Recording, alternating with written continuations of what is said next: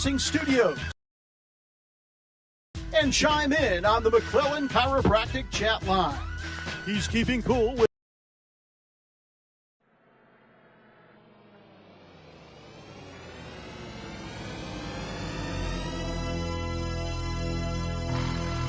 barking out the signals for the Baltimore Colts. Unitas gives to Amici. The Colts are the world champions. Amici scores. It's amazing, sensational, dramatic, heart-rending, exciting, thrilling finish in the history of college football. California won the big game. 5 seconds left in the game. Do you believe in miracles? Yes! Unbelievable. This is Phil Steele. This is Mike Burnham. This is Wes Durham. This is Mike Ashley. Hi, this is Chuck Foreman, number 44 of the Minnesota Vikings. Woo, mercy, this is handsome Jimmy Vang, the Boogie Woogie Man. This is Coach Fry with Virginia Tech Football, and you are listening to Big Dog Sports Talk. Are you ready to rock? Are you ready to roll? Okay, let's do it.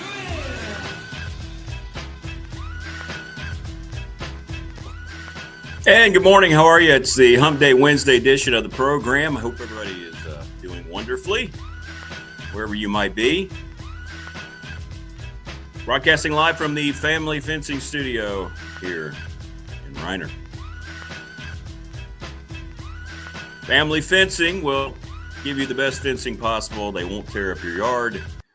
And they have a no-dig installation system. Strong, beautiful fences. No mess, no holes, no damage. They have finance options available, free quotes, you name it. Locally owned and operated here in the NRV, Southwest Virginia. 540-200-8294 is how you can get a hold of them.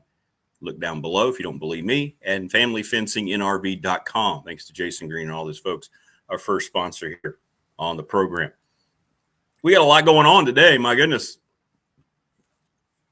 Hit us up on the McClellan Chiropractic chat room. It's great. Always great to hear from people. Good morning. Come by, say hi. And then, of course, you can also chime in on our text line. We do have the text line. I just have to find it here on the scroll because I can never remember exactly what the phone number of the text line is. There we go. It is 540-391-0788. We got Keon Brown making his debut on the new show 6:30. Michael Crist, the head football coach at Radford High School.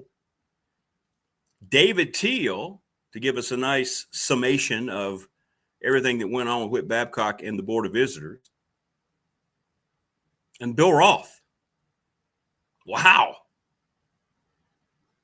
That's some pretty high-value entertainment here early in the morning on the new program. So be sure to chime in and enjoy. Wonderful guests. And, of course, we made the announcement on Monday, BDST, presented by Pulaski County Sports and Entertainment. We're very excited about that. We're going to have lots of cool things to talk about, all the great stuff that Jonathan Sweet and his crew are doing, Tim Miller, all the people at Pulaski County as they refurbish so many areas up there. It's very exciting to get and feel the energy behind what's going on in Pulaski County. And I'm so honored as a Pulaski County native to have those folks presenting this program to you. So thank you so much, Pulaski County Sports and Entertainment. So awesome. Be sure also, in case you haven't done it yet, people have started to send theirs in.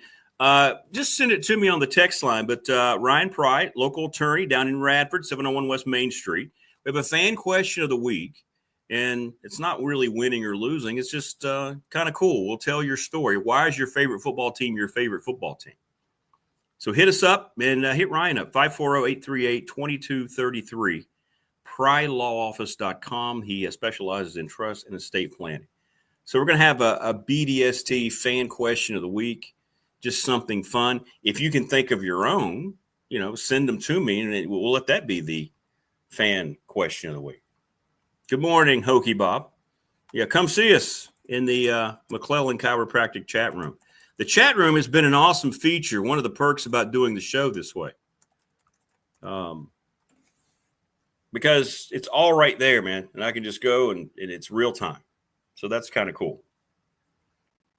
Again, apologies yesterday that, it was 1 hour and out. Apologize for that. Nothing I could do about it. It was the mandatory Radford all meetings day.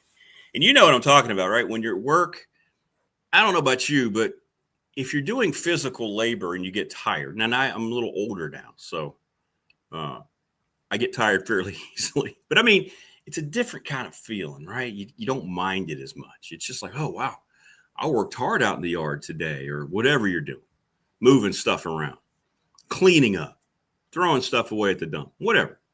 But man, when you're sitting and you're just meeting after meeting, speaker after speaker, and you can only adjust in your seat so much.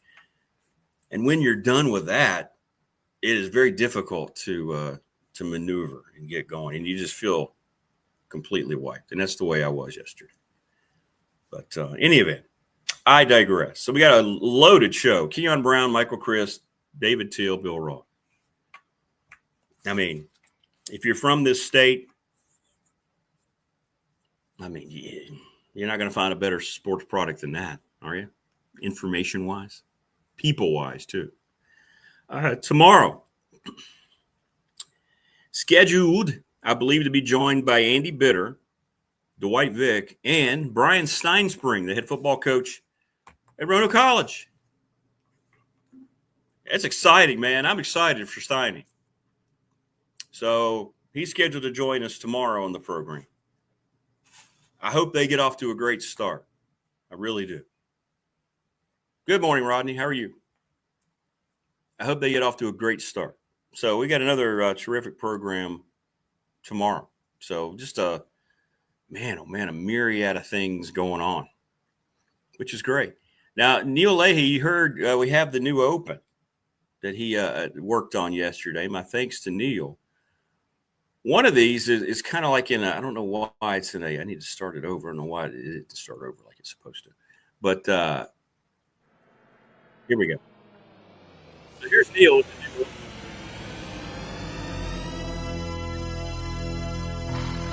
Sounds great. This is what you'll hear every morning after the countdown scroll that you see.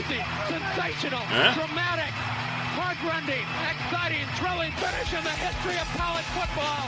California won the big game. 5 seconds left in the game. You believe in miracles? Yes! Unbelievable. This is Phil Steele. This is Mike Burnham. This is Wes Durham. This is Mike Ashley. Hi, hang on. Chuck Foreman, number 44 of the Minnesota Vikings. Woo, mercy, this is handsome Jimmy Vine, the boogie woogie man. This is Coach Fry with Virginia Tech football, and you are listening to Big Dog Sports Talk. Are you ready to rock? Are you ready to roll? Have to get Freddie in there. Let's do it. Here we go. You're in the Doghouse with Rick Watson on Big Dog Sports Talk, presented by Pulaski County Sports and Entertainment. Join us in the Family Fencing Studios and chime in on the McClellan Chiropractic chat line. He's keeping cool with help from Little River Heating and Air, but this show is straight fire. And now, the big dog, Rick Watson. There you go. That's Neil Leahy. Hey, what do you think of that, huh? Yeah. Take that, professional voice, guys. And we do want to thank Charles Lee and everybody at Little River Heating and Air, 1095 Radford Street in Christiansburg. I use them. I can't recommend them enough.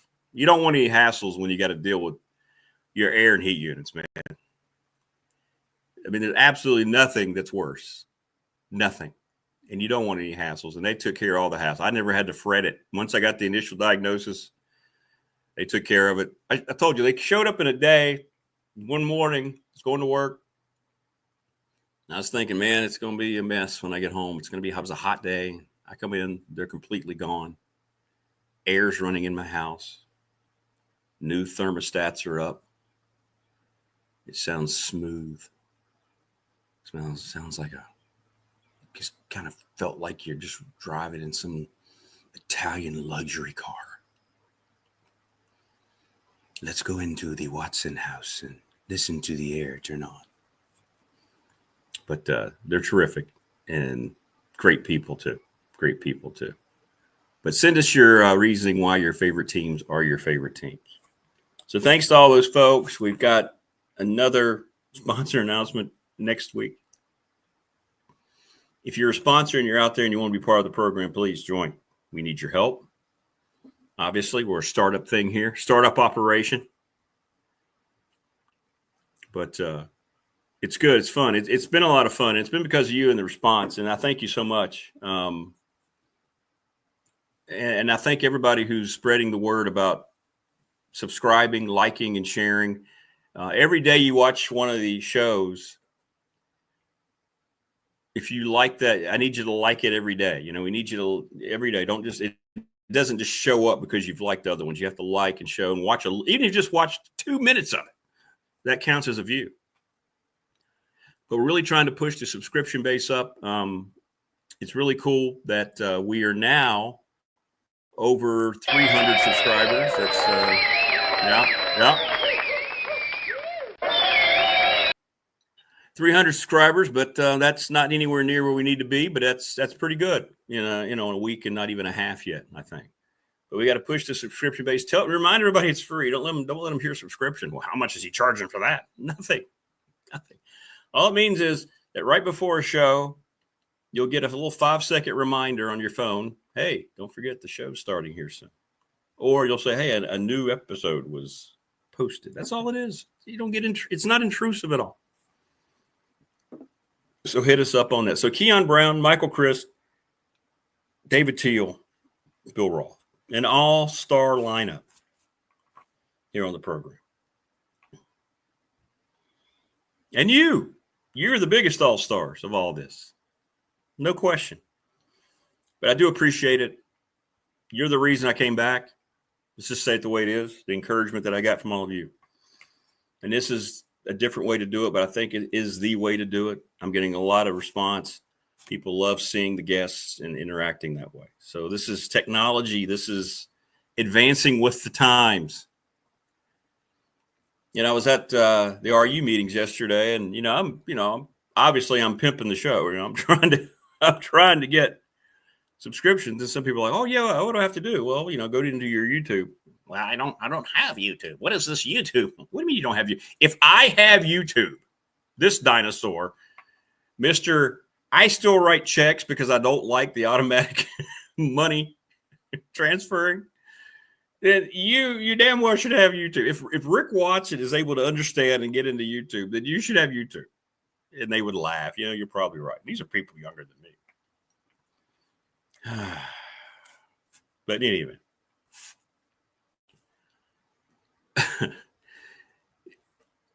I don't know anybody who doesn't have it until yesterday. I didn't think people didn't have YouTube nowadays. Everything I do is basically on YouTube. My TV's on YouTube. The NFL Sunday Ticket's on YouTube. I watch videos. I don't watch any network TV. All the shows are crap anyway.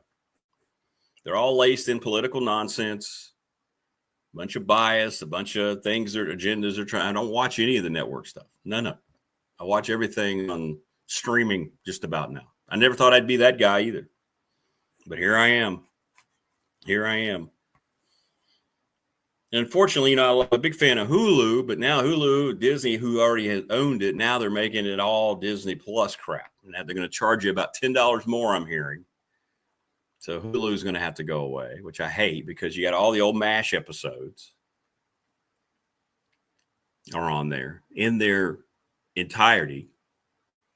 And I don't want to support Disney Plus at all. It's terrible. But in any event, that's where we are. But hit us up in the McClellan Chiropractic chat room. Thanks to Mark Hunley and all the crew there. My girlfriend Janet had a horrible back issue. Horrible.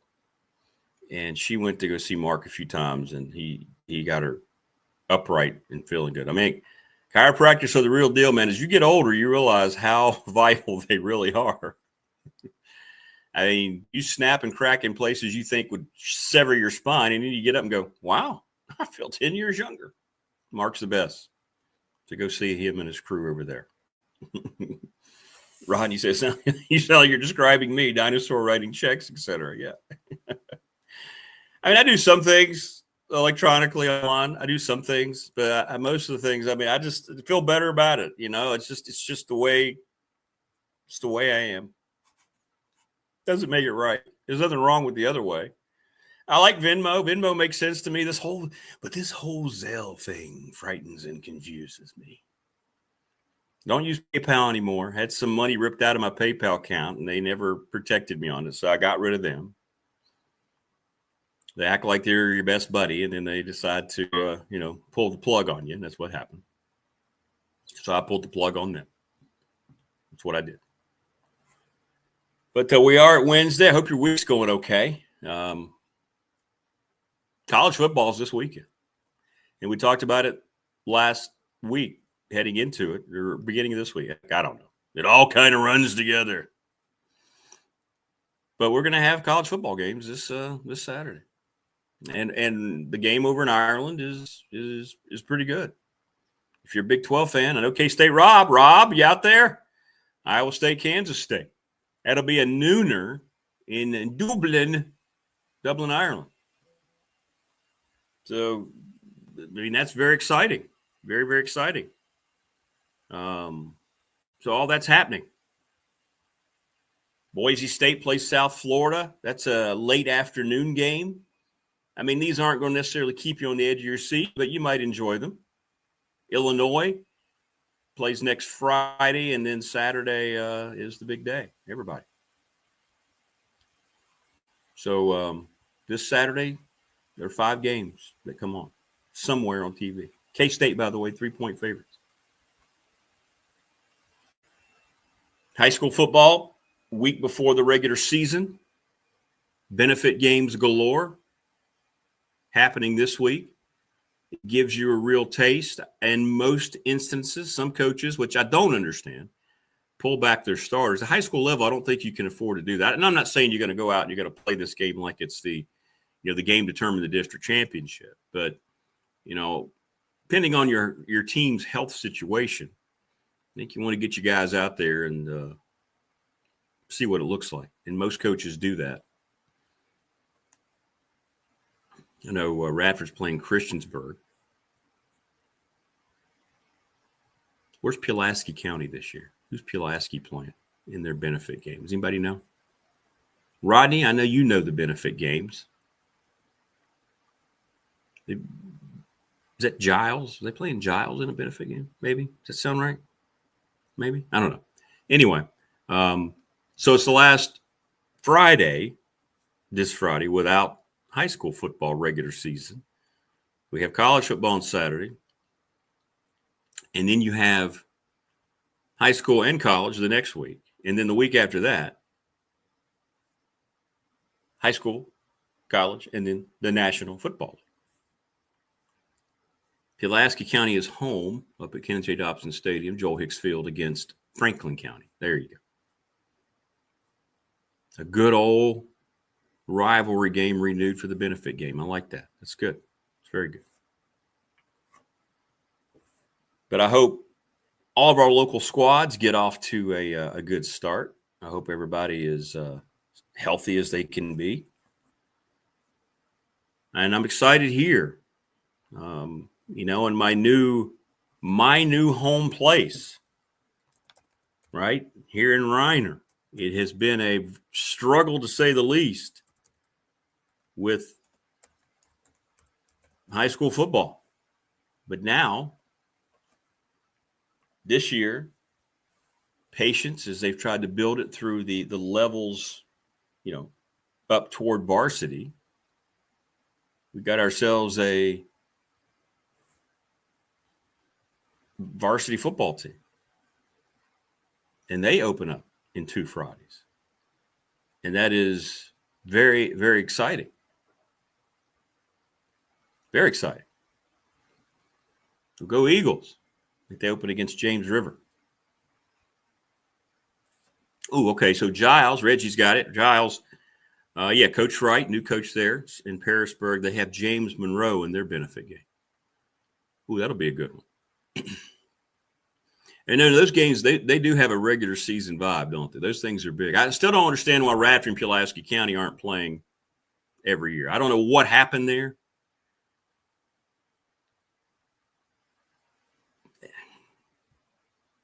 It started out great, and it was a great idea, and I know I was pumped for it, and I think fans were. We were still doing the radio show. And then that just ended. And I don't really know why. Because I think that's something, too, that especially now with Coach Lindenberg recently passing, Coach Hicks, Norm Lindenberg, I think you should formulate that benefit game every year around those two gentlemen's memory. How much they meant not only to their own communities, Coach Lindenberg in the city of Radford, Coach Hicks, obviously, Pulaski County, but somehow pay homage to those two and bring back, do something special for the former players for that game. Make it an event to celebrate. We don't celebrate enough things that we have control of. And that's something we have control of. And when you're not playing that game, when the benefit game doesn't involve Pulaski County and Radford, I think you're missing out on an opportunity. And, again, I don't know the reasoning. I don't know if it was one side or the other side. But that should be happening. And nothing wrong with who they're playing. It has no knock against everybody else. But, it's a game you can play. You can recreate that rivalry. If I'm not mistaken, someone like Mason Clark, if you get this, wasn't Joe Hicks' first win against Radford High School? Rodney? If I recall, I was at that game as a wee lad. Everybody was so excited about Coach. Gary Clark. Remember that guy? Gary Clark was the starting split end. He did okay, didn't he, Gary? He did all right. Washington Redskin. But you're not going to play in the regular season. I get that. Okay, whatever. But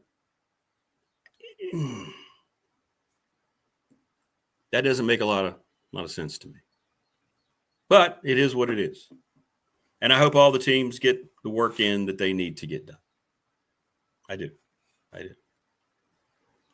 And then we're going to be talking about football a lot. That's why we decided to bring the program back around football season. See how that works?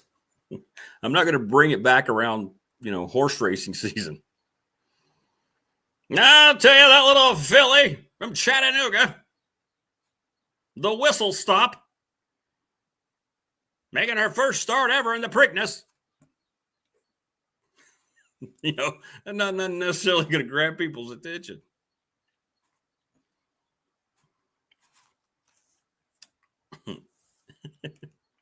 So, yeah, we tried to do it around football.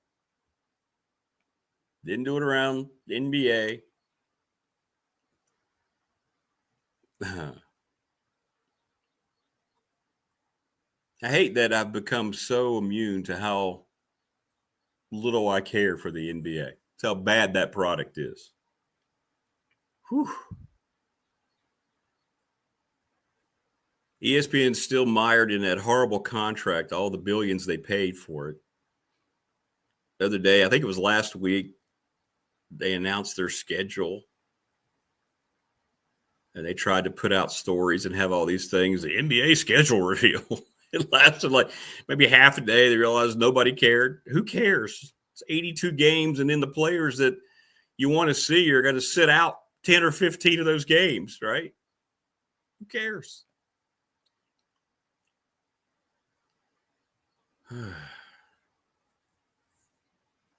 So, yeah, football's where it's at. Major League Baseball's being run by a moron.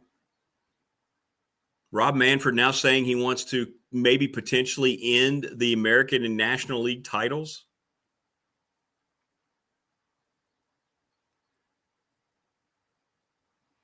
Really? How does that happen? Someone explain that to me. How does that even get said out loud in public? What's the old line, do you hear yourself when you talk? Couldn't there be a reporter? Hell, yeah, you. Are you listening to yourself right now? Let's destroy every element that we can of what made what was once the national pastime the most special, 3 hours, whatever it was, that you could have as a sports fan. Let's just completely destroy it. 100%. Interleague play did enough of that. I mean, I think it has. Now that it's happened, I'm over it. I mean, I really, again, we talked about going back and writing checks, being a dinosaur and writing checks. I want to go back to being baseball where the National League plays the National League and the American League plays the American League until the World Series. That's what I want. I don't care anymore. The whole novelty of it doesn't matter to me. I don't care about the Yankees and Mets playing. Never have. I don't care. Maybe it helps with attendance. Maybe. Dodgers are coming to town in some American League ballpark, but they killed that. Started back with the steroid era. And now you have Rob Manfred, who's allowing teams. There's never going to be a salary cap. He's allowing teams to put off paying players, put it in a trust, billions of dollars, and eventually they'll get to it. Doesn't count against your luxury tax. You're okay. And now you want to eliminate the American and National League titles. Okay. That's right. Coach X beat Radford 13-0. Radford was really good at that time. I was at that game.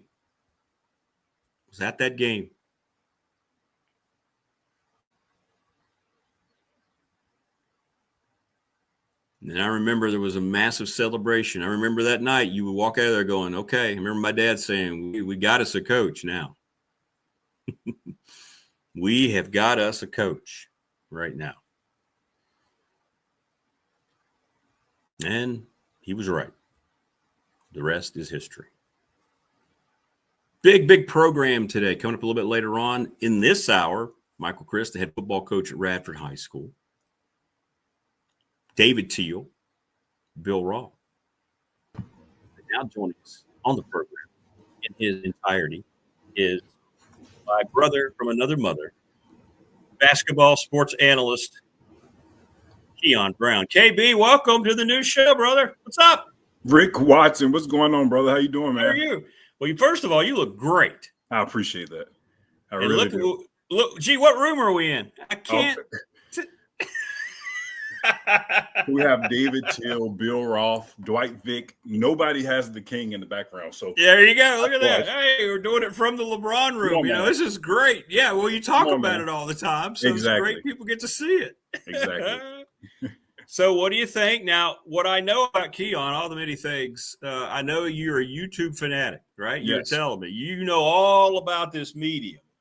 So what do you think so far? What do you think? It's amazing. Amazing product. But I knew that you will have a flawless transition because of your experience in the communications department. Flawless.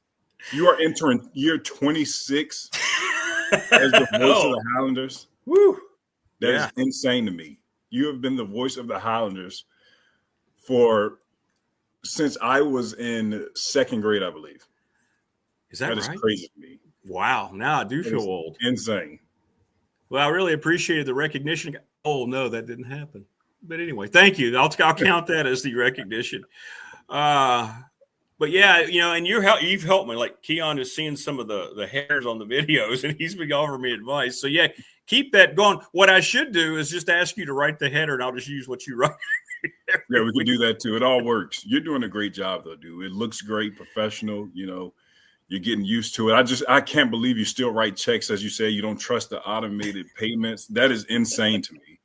Like, it is 2025, my brother. We're almost in 2026. Just let it go, man. It's time. It's time, man.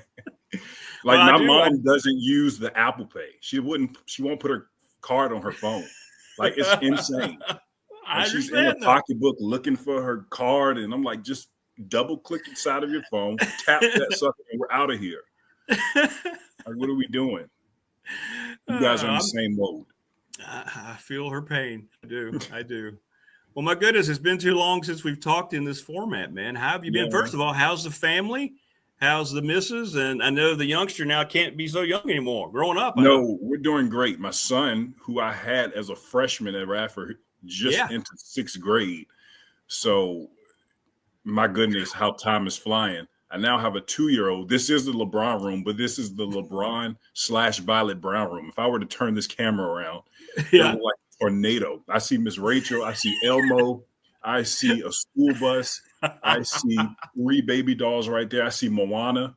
This looks great in the background, but if I turn this thing around, it's chaotic. And then me and the old lady are doing well as well. We are entering, I think, year 9 or 10 for us. So we're going strong, brother. Nice. Well, that's great to hear. Well, I'm guessing your daughter's probably the only one who could go in and confiscate the LeBron room, right? She's probably got that. But she's a big LeBron fan, though. She know if something is off in here, she will tell you. That's LeBron James. That's what she says. That's LeBron James. So she knows. So we're training her early. She's getting everything going for the future.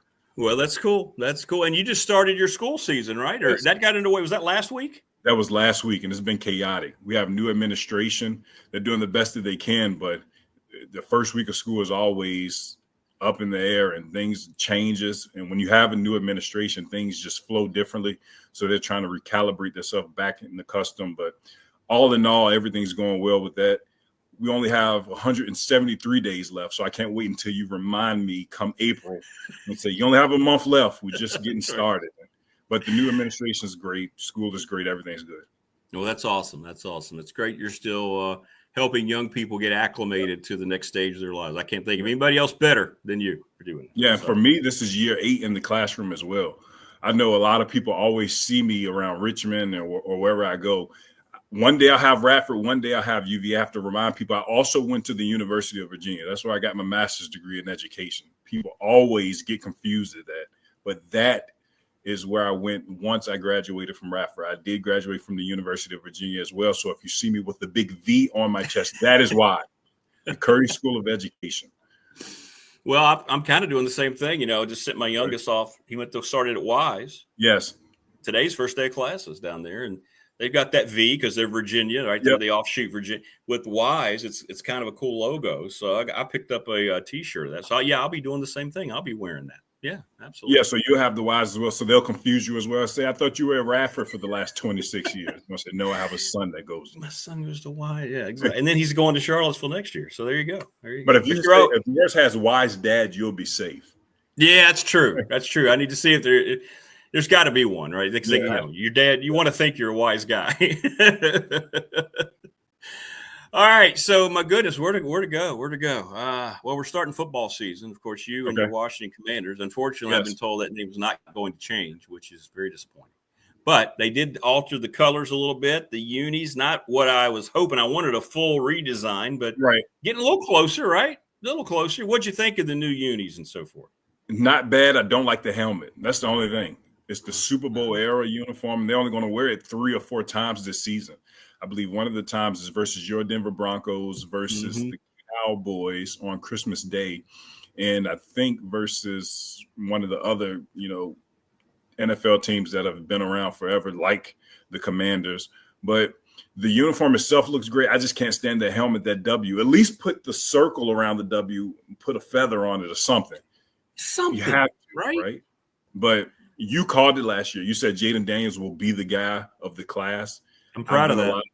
30 plus years, and now Jaden, we have a quarterback who is going to lead us into the future. It feels so surreal. It doesn't feel real. When we were playing in the Final Four in the NFC Championship game a year ago, it was something I never experienced. I didn't care if we lost by 50, which we almost did.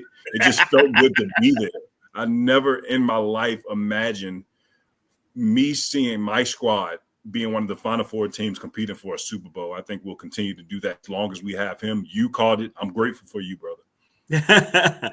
Well, you just kind of, it wasn't just necessarily to me. You watched him play at LSU and you realize this is a special dude. But what sold me on him, and you're like this too, I watch interviews of those guys. They know they're going to be a top pick, how they handle things. And the way he came across talking about how he handled a little bit of the leadership part of LSU when there were some struggles there, and he helped.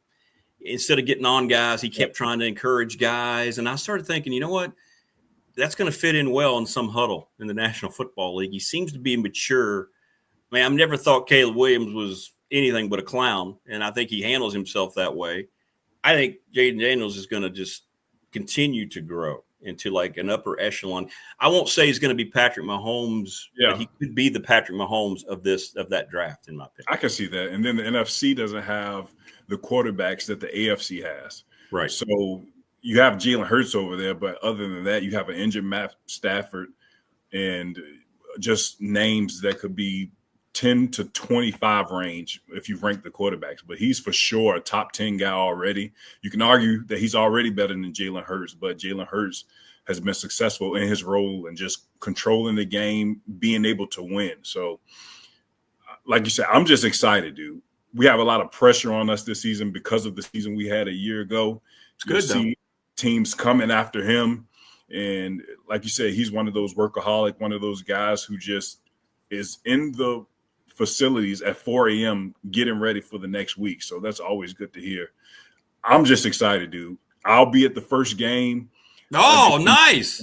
No doubt about it. My old lady got me that Father's Day gift. That's great. So I'll be very there. Cool. It'll be sold out. The last time I went to a game, it was against the Dallas Cowboys. The last Washington Redskins versus Dallas Cowboys game in FedEx Field I was at, there were more Cowboys fans than Redskins fans at the time. And what you saw was it was like a road game for the home team. I've never seen anything like it. That's how embarrassing as a franchise we were at the time. Well, I think the tide has turned, my friend. I really do. It all came together. Notice how it happens with new ownership, just like it did with the Broncos. You know, the Waltons came in and Greg Penner, and they get Sean Payton, and we're not there yet. We're getting better, but I mean, it just if you have the right ownership in place, man, it just changes everything. Somebody that has some vision and not just kind of stuck in their whatever Daniel Snyder was, it wasn't it, right? So now it doesn't surprise me because hearing your owner and the interviews and his vision, not surprised at all. And remember when they hired the GM, you and I were like, you watch out. That was perfect. That was the guy. And sure enough, man, they've nailed it. Yep, but when you talk about the ownership and Josh Harris, he's also the owner of the Philadelphia 76ers. You pay Joel Embiid, you pay Paul George, you pay Tyrese Maxey, but we're nickel and diamond Terry McLaurin right now. I don't understand that. That is the most frustrating thing so far of the offseason, that Terry is not signed. We have a young quarterback, and you have a top 10 wide receiver in Terry McLaurin, who has missed every day of camp so far, hasn't taken a snap of practice yet. You have to find a way to sign him, because if it's Paul George who misses 2/3 of the season, or Joel Embiid who misses 80% of the season, you pay those guys, but you don't pay the most productive player on your squad from a season ago. It's mind-boggling to me. Other than that, he's been flawless. They'll get him signed. He's not going anywhere. It'll happen. We must. Right? It'll happen. They get through the last preseason game, and then the week of he'll sign. Or maybe he'll sign like the day before the last one, and then everybody will be okay. Then luckily for us, we play the Giants first. Hey, before we go, let's talk new era in Radford basketball. And I know you followed the coaching hire very seriously, and Radford's all in, to the new revenue sharing and NIL unlike we've ever experienced. Just as you sit and watch, as a guy who played in the program, of course, the other night we celebrated the Radford High School Hall of Fame. That was a great, our first recorded video. We had Coach Jones there with Sharon, and Sharon, of course, getting in the Radford High School Hall of Fame. Had Rick Cormany on. It was great seeing Coach again. And you were there. That's kind of when the thing started to turn around for Mike Jones and the Highlanders. And now, as you watch this program, now that you've had the chance to absorb it, what do you think about Coach Chu and where it's all headed? Because High Point was doing this really before anybody in the Big South. Yeah, I'm excited to have Coach Chu. Is, like you said, it's a new era of Radford basketball. What I believe is that when you talk about Big South basketball for the upcoming season, for the 2025-26 season, there are two teams that are going to be at the top of the rankings competing for that number one spot. One of them is Radford. The other is High Point. I believe that as long as you have other programs in the Big South, they just won't be able to compete talent-wise with those two programs. I think Winthrop will be right there as well. Those will be the top 3 seeds. But on paper, High Point and Radford will be the two teams. I favor the Highlanders, and that's a little biased, but just because I'm biased doesn't mean I'm wrong. I think that Zach Chu surrounded himself with a great coaching staff. The transfers that he's brought into the New River Valley will have guys ready to compete right now. You have Clemson transfers. A guy that I'm excited about is another Richmond guy, Dennis Parker Jr., who transferred from NC State, along with a host of other guys. I think that Coach Chu, not having much experience as a head coach, surrounding himself with such a wonderful staff will, allow this process for him to be as easy as possible. So I'm expecting big things in year one of the Coach Zach Chu era. And I think at minimum, that's an appearance in the Big South Championship game.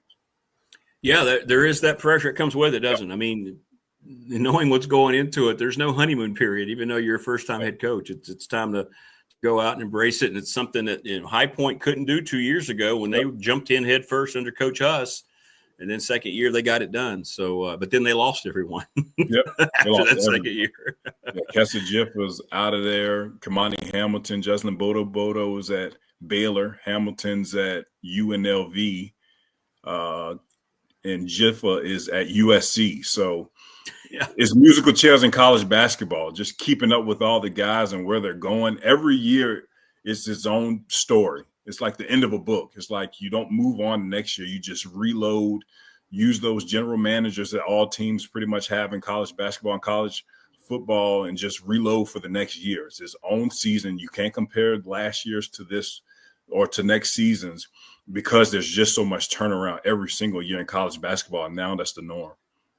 Well, and then, of course, Coach Huss left to be the coach in waiting at Creighton. He'll start in 26-27. So they lost it all after they won it all. So they paid a price, and then they paid a price again after winning. Right? With that success comes the evolution of change, and that's what happened. So, but we'll see. It's a long ways away, but we're in football mode now. But we'll start edging into basketball a little bit, and then next week I want to get into, when we have more time, I want to get into what in the world's happened to the NBA. Okay, it is an awful product. Yeah, right. And it's about to get a little bit worse, too, because the guy behind me, the king, he's not going to be playing longer. All these headlines and the, platforms on TV forcing topics down your throat about what he's eating, what shoes he's wearing, what's the symbol of where he's working out, it's gone. And once he's gone, what are you going to do next? Because that next guy to talk about is not here. No, there's no star. There's no star waiting. There's not. I thought, I know you like the big Frenchman for San Antonio. You liked him, but I didn't think he was going to carry. Yeah, he wasn't going to carry the league, and he's not. He's kind of disappeared.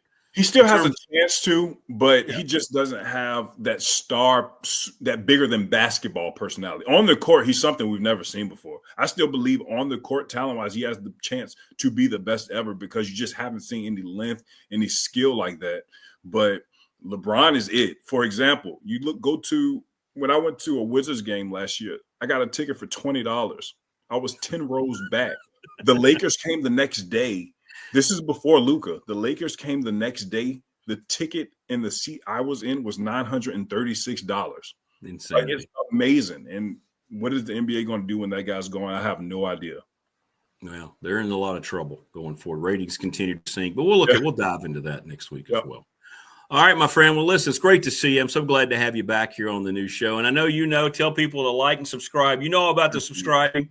Yeah. But we need to get people to hit that subscribe button, man. So if you want to, be a promoter of the program, I'd appreciate it. Oh, there's no doubt about it. Come on, we're on it, man. We got to get this thing rolling. Well, give my best to your family. Say hello to your mom for me, please. Will do. She's watching right now. Oh, hey, Mom. Good morning. Good morning. Great to see you, brother. Take care of yourself. And keep the critiques coming because I'm going to utilize whatever you tell me to do. You're doing great, dude. I know you're dinosaur-esque, and there's just some things that some of us younger guys have to update you old heads on, and we'll continue to do that. But you got the flow going. Everything's great.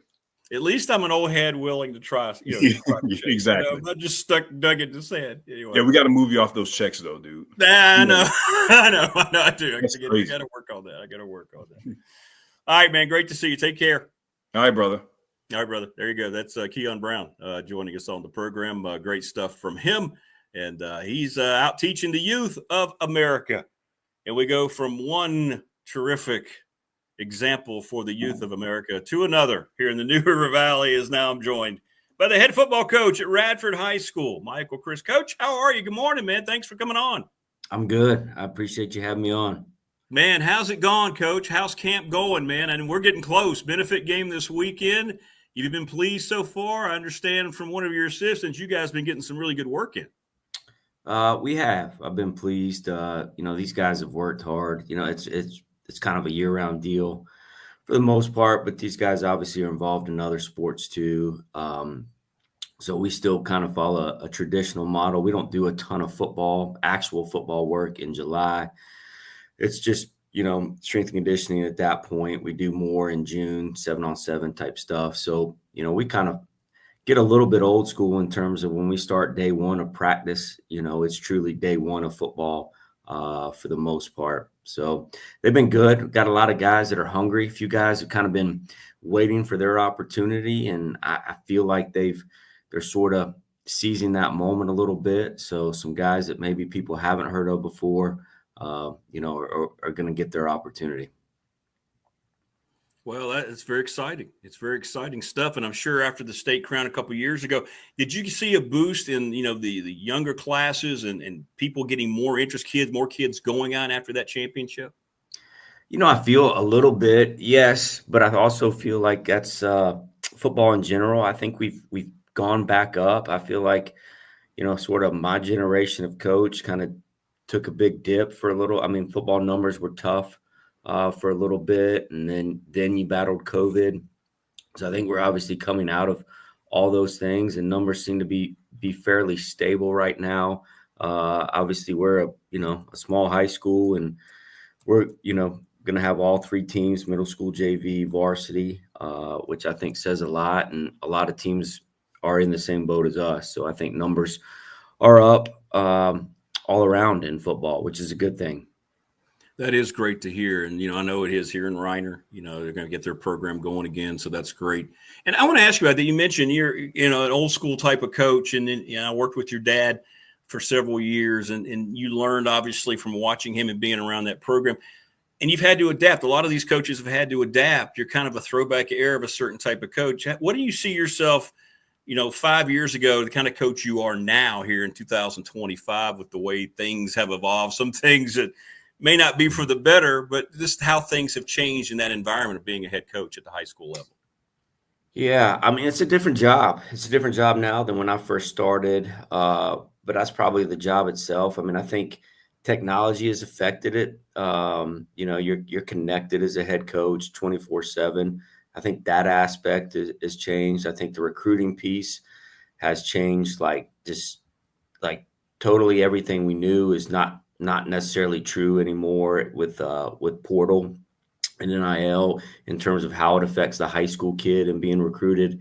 So that's changed quite a bit. That's probably been the biggest change, in all honesty, over the past couple of years. But as I said, I always felt like, kind of take that from my dad, but you want to adapt, evolve, big into strength and conditioning. So you follow the science piece and the performance piece and what's important and taking care of guys. So, you don't do things probably like I did when I first started coaching, with some marathon 2 days and things like that. Don't quite do that. Realize that it's not as effective as maybe we thought it was. So there's just, you learn to do things differently and better. And be more efficient with it, but, maybe a more focus on performance and overall, focus on the players as an individual. And then, when it all hits the road, I mean, have kids changed as much as the perception of kids have changed from, that era to this era that you work with? I don't think so. I think they have so many outside influences now, right? I think maybe at times parents have changed a little bit, yes. And that's my generation, right? So I think I can say that and with full disclosure. But, I think in general, once you have kids in your program, they're not a lot different, right? They want to be accountable. They want to be pushed. They want the discipline. and they want to be part of a team. I think those things are all still exist. I think there's a lot of outside influences. They're just it's so much easier to be connected to people that aren't in your program anymore. Versus, 20 years ago, you had to be present to be connected. That's right. You can be connected in so many other ways. So they get outside influences. They see highlights, they see clips, and maybe that can, skew perception a little bit. But by and large, when they're here, they're present, and that, they want to be part of the team. Michael Crist joining us on the program, the football coach of the Radford Bobcats. He already has a state championship under his belt as the coach of Radford High School. The third state championship for Radford, of course, 1971 and 72 back-to-back. And, of course, we're going to talk about Coach. And, Coach Lindenberg passed away just a few weeks ago, and you grew up with him. You grew up around him. He was great friends with Coach Crist. And can you just talk about how that's affected not only your program now, Coach? You guys are going to pay tribute with a terrific patch and so forth and dedicate the season to Coach. But what all that meant to you growing up, you got to be around him more than most kids as you grew up the coaching ladder, and then what it means now and what he was able to contribute not only to Radford High School, but really the communities all around, just the kind of person that he was. Well, I think, a lot of people could speak from the perspective of playing for him or coaching for him. I don't have that lens. Obviously, I've heard, a ton of great stories and so forth, but obviously, Blacksburg and Radford were rivals growing up, right. Big time rivals. They didn't like each other. But my dad and Coach Lindenberg were good friends and colleagues, as were Coach Ragsdale, all those guys that were kind of connected through that area, Coach Bill, and so forth. But the list could really keep going on. Coach Carlock, Coach White, all those legends, Coach Robbins, all those legends were really connected. So I was just fortunate to kind of grow up around those guys, even though they were rivals. Look forward to going to a Blacksburg Radford basketball game and seeing Coach Lindenberg, right? And obviously he was going to talk to you and love you up and so forth. I still remember, and I probably was in like fourth grade, maybe last third grade, maybe. Came over and he's like, "Hey, come down to my office." It was during a basketball game, and he gave me a gold Radford little mini basketball. And he said, "Hey, you can scratch off the Bobcat if you need to." Well, I sort of, somewhat scratched it off. And afterwards, my dad was furious because he thought that was just so disrespectful to Coach Lindenberg. He told me I could, but at that time it was a rival. But they were coached. The families were close. All those things. Obviously, his four boys essentially all been at coaching at one time. So a lot of similarities there. But as far as the program, once I took this job, Coach was super supportive, gleaned a ton of wisdom from him. He was all positive at that point. So the opportunity to kind of spend time and talk and learn, and then obviously have former Bobcats on the staff that knew the tradition. That was important to me, right? Yeah. To keep the tradition. So I wanted all of our players to be connected to other former players. I didn't want it to be that my era was different than Coach Saunders or Coach Lindenberg, right? I wanted them all to be connected. I thought that was important. You don't take a job at a tradition-rich program like this and change things. So there's just those traditions need to stay in place, and they did. So that was important to me. But all my teams got to hear Coach Lindenberg talk to us, and that was special. None more special than after the region championship. He came in the locker room and delivered as good of a pregame speech, postgame speech as you possibly could, right? And it almost was like the momentum that our guys really took. That group in particular was really connected to him because he had talked to him every year. Occasionally would come by the practice field, so they were connected to him, and that was huge for us. Well, and Jermaine Farrell said, Radford High School's football coaching job, when he was on the show, it was like the Pittsburgh Steelers, right? It was Coach Lindenberg, Coach Saunders, and now you only three over the last, add those years up, 45, whatever years it is. So it is very similar, and you've all each had success, of course. And talk about the decision with the patch. I know you guys probably, I don't know if you fretted over what it was going to look like, but Richie showed me it looks great, by the way, what you guys came up with. Yeah, we wanted to do something. I just felt like obviously we have a sticker on our helmet, and we're going to put the sticker of JL, Miss Lindenberg's initials back on that helmet. That's what our players wanted. They wanted to keep that on there this year. Oh, nice. And, we have a ribbon for Mr. Green, super special community member. So it's kind of been one of those years, unfortunately. But, the decision was that I think we need to do something. I mean, all coach was to this program. I think we just need to do something big. We decided to do a patch. And honestly, it was, hey, I wanted to stand out. So let's, it needs to be old gold and black. And let's, go from there. And obviously, Matt McGuire at BSN did a great job, sent me a few things. And then really they sent them to us. So it worked out well. Well, Coach, this week, final week of, if you will, practice until you get going, but benefit game against Christiansburg. How do you go about approaching benefit game? What is your mindset? I know it's kind of evolved in recent years with what you want out of your first team, your starters, and everybody else. And I know you kind of want to get as many people involved as possible, I'm guessing. Yeah, it has evolved. I feel a little bit we've probably gone to a little college model in terms of when we first started benefit games, it was like you played a game, and it was a game. It just didn't count on your schedule. Maybe you agreed to sub at a certain point. I think I don't know the right term. I won't say watered down, but our quarterbacks aren't going to be live. Special teams aren't going to be live.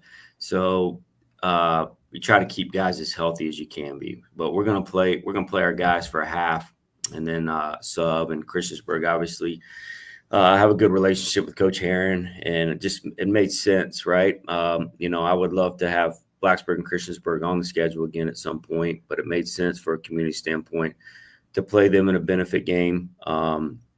So what are we looking for? We treat it somewhat like a game week, but the reality is our prep back of our mind is George Wythe. Right.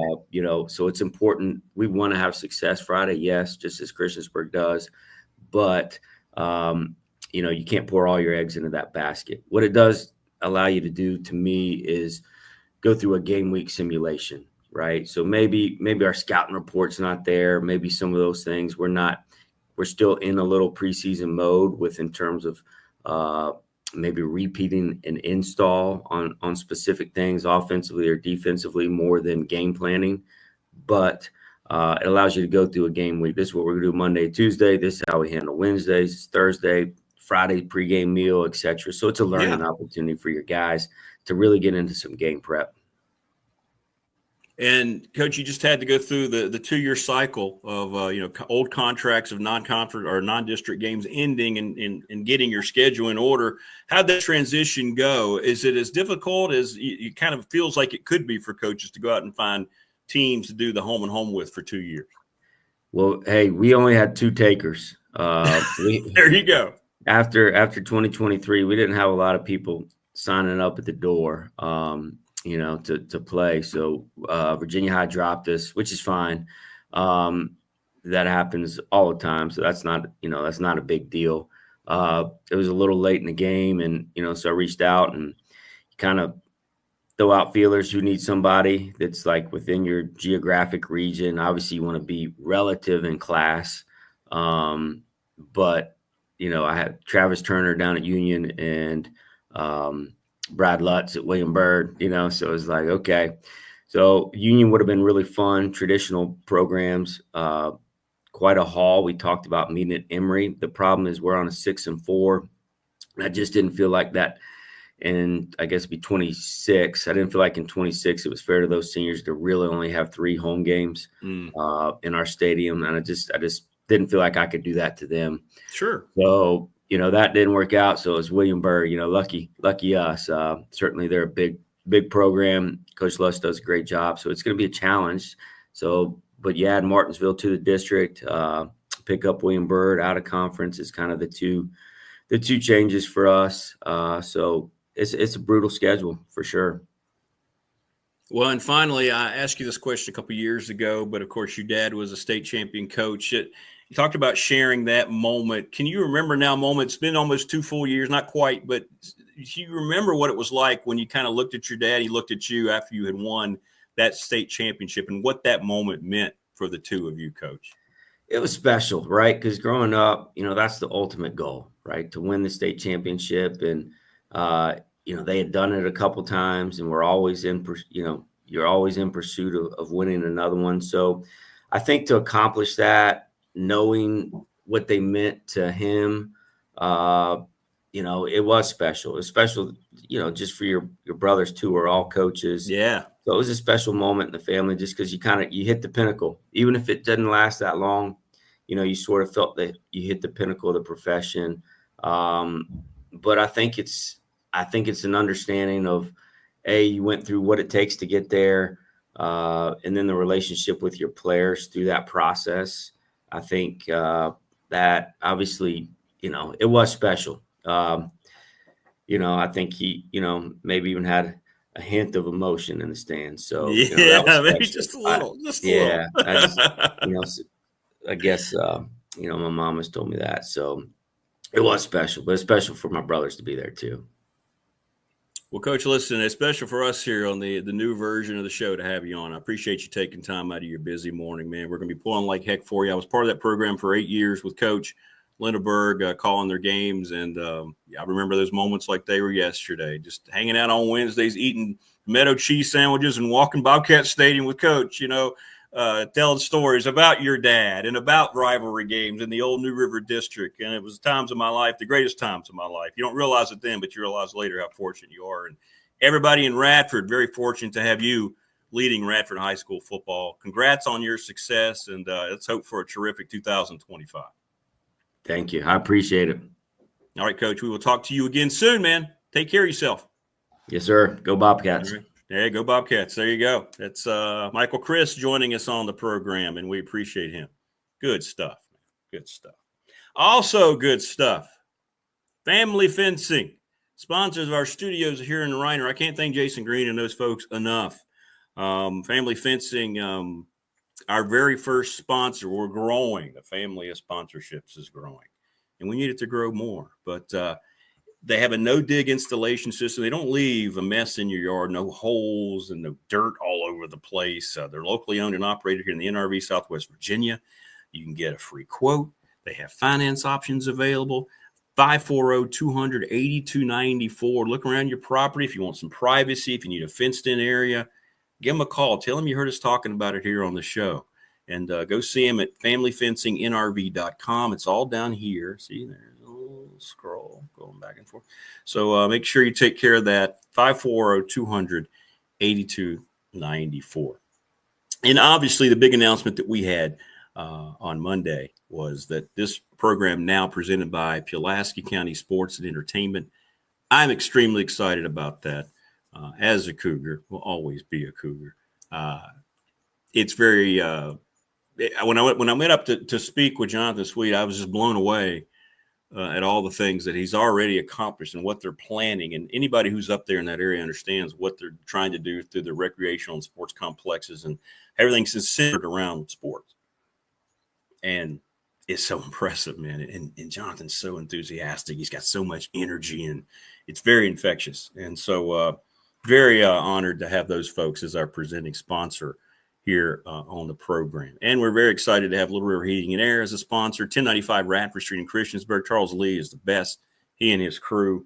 They will come, diagnose your issue, give you the best options. They don't try to say, hey, you need to buy the most expensive unit. No, they give you 2 or 3 choices. This is what we suggest.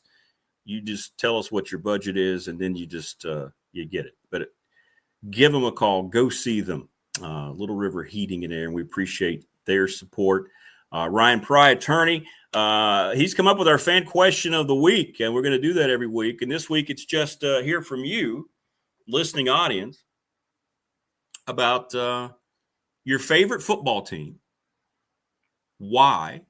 If it's a pro team, that's great. If it's your college team, that's great too. And send it to the BDST text line. All right? Send it to us, and we'll read them at the end of the week and let people know why they chose the teams that they chose. There's the text line, 540-391-0788. All right? So let's see. And keep hitting us up, by the way, in the McClellan Chiropractic chat room. Lots of chats. Yeah, good stuff, Rodney, from Coach Chris. That was fun. Good first hour. What did I say, era? Well, it's a first era for us here on the program. David Teel, Bill Roth still to come later on in the show. So you get 2 outstanding guests, and then you have 2 more coming up here on the program. And then tomorrow we're fully packed again. Wow. So tell your friends, call the neighbors, wake the kids, the pets, get them all involved, and get them all to subscribe to the new channel. See, it's right up here in the right corner. Big Dog Sports Talk with Rick Watson. That's the logo. And you just go into YouTube, subscribe. It's free. It's not a payment thing. I don't have premium content, and I'm not offering, BDST after dark, anything like that, at least yet. So just go and be a part of it. There's going to be some other things that we upload like we did the other night. It was a nice test run for us to be able to get the Radford High School Hall of Fame announcement with Sharon Jones and try that. So that went really well. So what did we end up with? Let's see here. We had, almost 400 views of that. So when we do the high school show, it'll be uploaded like that. When David Smith and I finalize what we're doing with our separate show, we're going to do that, and it's going to be really cool. We just continue to grow here on the program and on the channel. Everything will be encompassed in the Big Dog Sports Talk YouTube channel. For those of you, I'm working. Thank you for your patience. Those of you who want to go back and just listen to the audio. I lost my provider. We had a little, this company they advertised themselves as, hey, you just send us your show and we'll go in and we'll separate the audio and boom, boom, boom, boom. They did it the first show and then they just stopped doing it. And it's a subscription-based thing. I won't mention the company, but I immediately got on after I realized 2 days in, I was hearing people say, wait a minute, this isn't getting done. And I didn't ever got a straight answer. They kept hemming and hawing. So I said, just cancel. I'm not paying for this. And I'm not going to go back. You better not charge me because you did it one day. So I got all that taken care of. So I'm trying to go through and hopefully maybe today's show ends up on both of those audio outlets. Give me a little time. And I know it's just an adjustment I'm having to make. It's part of keeping the YouTube side together. Now I'm going to try to figure out the audio part. And so my apologies that you haven't seen it consistently yet on Spotify or Apple. It's going to come. I just don't, it's not like I have a crew. It's just me. Except, Neil did a great job with the opens that we played for you. Thanks, Neil Leahy. Those were awesome. Appreciate that. So that's where we are right now here as we enter our second Wednesday. Later on, David Teel and Bill Roth. So those things are happening, and good stuff there from Coach Crist, how they're going to approach the benefit game as they get into their season. Exciting times, man. Exciting times here in Ryder. Have high school football back everywhere. It is a special thing. It's Friday night. The weather starts to turn. 2 or 3 weekends in, you start to feel the smells of fall. And it's totally different, man. When you start to smell the way the wind blows in, the leaves start to kind of detach themselves. And that early part of fall, whether you're over at Lane Stadium on a Saturday, wherever you might be enjoying college football, watching on TV, and you go outside for a bit, if you're grilling, get out and grab your beverage out of the cooler. Or if you're there on a high school football Friday night and you smell the hot dogs, man, they have great hot dogs up here at Auburn. I know that. And that whole thing, the band, the cheerleaders, the whole thing, man, high school football Fridays. In spite of everything that's gone on and the professionalism of college athletics and how it's never going to be the same, high school football still has that magic, I think. It really does. It brings communities together. It's very, very, very special. It really is. So, I don't know, Wayne. It's a good question. Have they solved the referee shortage? I don't think it's been solved in the BHSL. I I think they're doing the best they can. As far as I know, and Rodney, maybe you can answer. Rodney, a high school football expert, he does stuff for the Patriot. By the way, the Patriot, I want to thank Mike Williams and the Patriot. I'm going to write, as I go in one direction, then the other here, as things enter my mind before I forget about it. I'm writing a weekly column in the Patriot that debuts this week. We appreciate their support. They've got their Spirit of Autumn coming out, too. You don't want to miss that. And in the tradition of Dan Callahan, right? The tradition of Dan Callahan, I believe, does it come out today? Let's see here. The Spirit of Autumn in the Patriot and the Southwest Times. All right. Going to have a full preview on Pulaski County Radford, tech schedules, player, team photos, and more. The Spirit of Autumn, something that Dan started a long time ago. A long, long time ago. So yeah, we're very excited about that.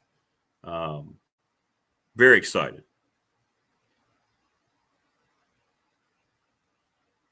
You know what? I think we're gonna have another guest.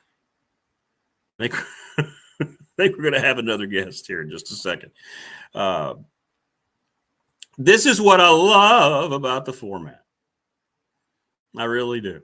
This is what I love about the format, because when you're sitting around, you're waiting on the next guest here, you can just kind of do things on the fly. So I had not planned, because I didn't want to bug him this late trying to put the show together. But I believe Damian Sordlet's going to join us now here in just a second. We'll see if he jumps on. But anyway, so check it out in the Patriot, the Spirit of Autumn, in the tradition of Dan, and it's great. It's awesome. And anyway, my column, I think, shows up. I don't know what day it's showing up. And I don't know if you'll consider it worthy of your time. I don't know. I sent it in. The first one was pretty personal to me because it talked about my relationship with Coach Lindenberg. So check it out. Let me know what you think. If you don't like it, that's great. If you do like it, that's awesome. But yeah, I appreciate the opportunity working with Mike Williams again. He's terrific. Mike's one of the best in the world. Thanks, Rodney. The Patriot comes out on Thursday. So I guess you'll see that tomorrow. We'll see if we can get Damian to hop on here with us too, because we've got time. Teal's going to be closer to 7:40, he informed me. So, yeah, we could get Damian on with us here if he decides to join. Thank you, Tony. I appreciate that. But the first column is pretty personal. Yeah, and you're going to read about. I'll give you a little preview here. It's and I'm not trying to hype myself or anything, but I did take a lot of pride in it because there was a book, Mitch Albom. Remember when they did the sport? Remember when ESPN was actually a sports network? They had the sports reporters on Sunday, and Mitch Albom he was part of that, and he had a book called Tuesdays with Maury, and it highlighted his visits to one of his old college professors, Maury Schwartz. So I kind of did my article in the frame of Wednesdays with Coach. And that was my history of every Wednesday during the football season going to hang out with Coach Lindenberg, and how it never was about the interview. And that's what the article is based on. All right. Speaking of articles, because he writes a lot of damn good ones, joining us now, it's Damian Sordlet, the Hokies football beat writer for the Roanoke Times. What's up, DS? Good morning, man. Good morning. I saw your show lineup after I asked if I was coming on this morning. I'm like, I'm not on there, so I figured. No, you're fine. It's just the timing. I wasn't sure how the timing was going to work because I didn't want to hit you up late because Teal moved his back a little bit. So this is perfect. So anytime that happens, shoot me an email like you did, and then boom, we'll just get you. That's what's great about this format. And I don't have any rules. I don't have to break for commercials in terms of like not having airtime. Hey, let's just go do it, man. Yeah, that works totally fine with me. All right, we're getting close, man. We're getting closer. Coming out of the final scrimmage, we heard from Mike Burnap. And again, you don't get to watch it and everything, but what kind of nuggets did you pick up around the program? I guess this was last Thursday, if I'm not mistaken, when the scrimmage was. Yeah, it was a half scrimmage, so half the plays. I heard the defense kind of dominated. That's kind of expected. I think they're picking up, and they're deeper in a lot of positions, so doesn't surprise me one bit. But that shouldn't concern, because they're probably throwing some stuff at the offense that the offense hadn't seen all camp. So I don't think it's too big of a concern for the Hokies. It's good to see the defense playing better, and good to talk about football after spending the last couple of days trying to process everything I heard after over an hour and 20 minutes at the Board of Visitors meeting. Well, and about that, it was a big week for Whit Babcock. I thought he came across as honest as he could. We'll see what the results are going to be. They can talk about all they want, but action, right, is going to speak louder than anything else now, depending on what happens going forward. The reaction from some of those board members, I think it was more like shock. They didn't understand how really down below the ladder Virginia Tech was in finances. Yeah, because I think they probably looked at the fact – I think someone brought this up in Amy Sebring's session after Whit, and I wasn't there. Mark Berman was filling me in.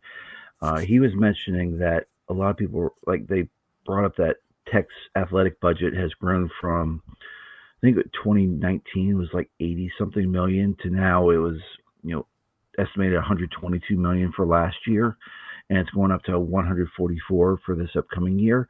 So they're like, well, we're giving money. But Babcock really hit on the two things that he mentioned frequently: outside forces and paradigm shifts. And you could probably get away with being a little underfunded if you're receiving the same revenue share as everyone from Clemson, Florida State, UNC, everyone else.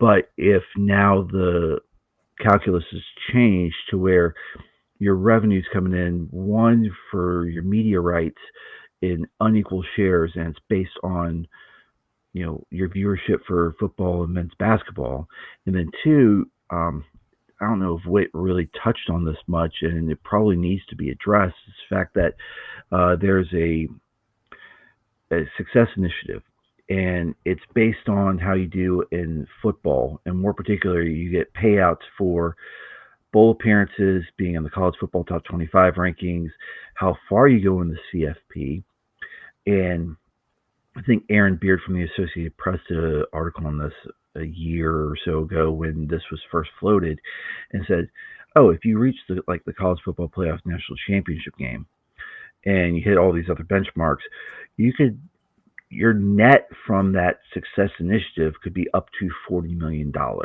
Wow. And that's before factoring in NCAA tournament units from the men's and women's basketball tournaments.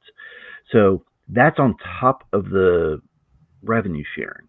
So if there's already going to be a substantial gap between the top tier in terms of TV revenue and the bottom tier, that gap widens significantly to, I could say, Clemson, for example, if, they're at the top for, terms of TV viewership, and they make a deep run in the CFP, you could look at them getting close to, say, 90 to 100 million, and then Virginia Tech is saying, all right, well, what are we getting?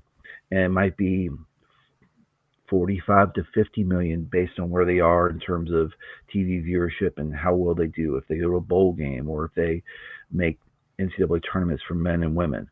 So that's a big gap. And I think Babcock mentioning we've got a fund, which is like, hey, we need to be spending close to what Clemson's spending in terms of athletic budget, because if you invest it, eventually that investment's going to create a return and you're going to see on-field success. And on-field success will mean more viewers, better TV slots, and hopefully, depending on if the college football playoff goes to 12 or if you get the Big Ten's proposal and we get to an FCS model where it's like 24 and you get rid of conference championship games and you go right from the end of the regular season straight into the playoff.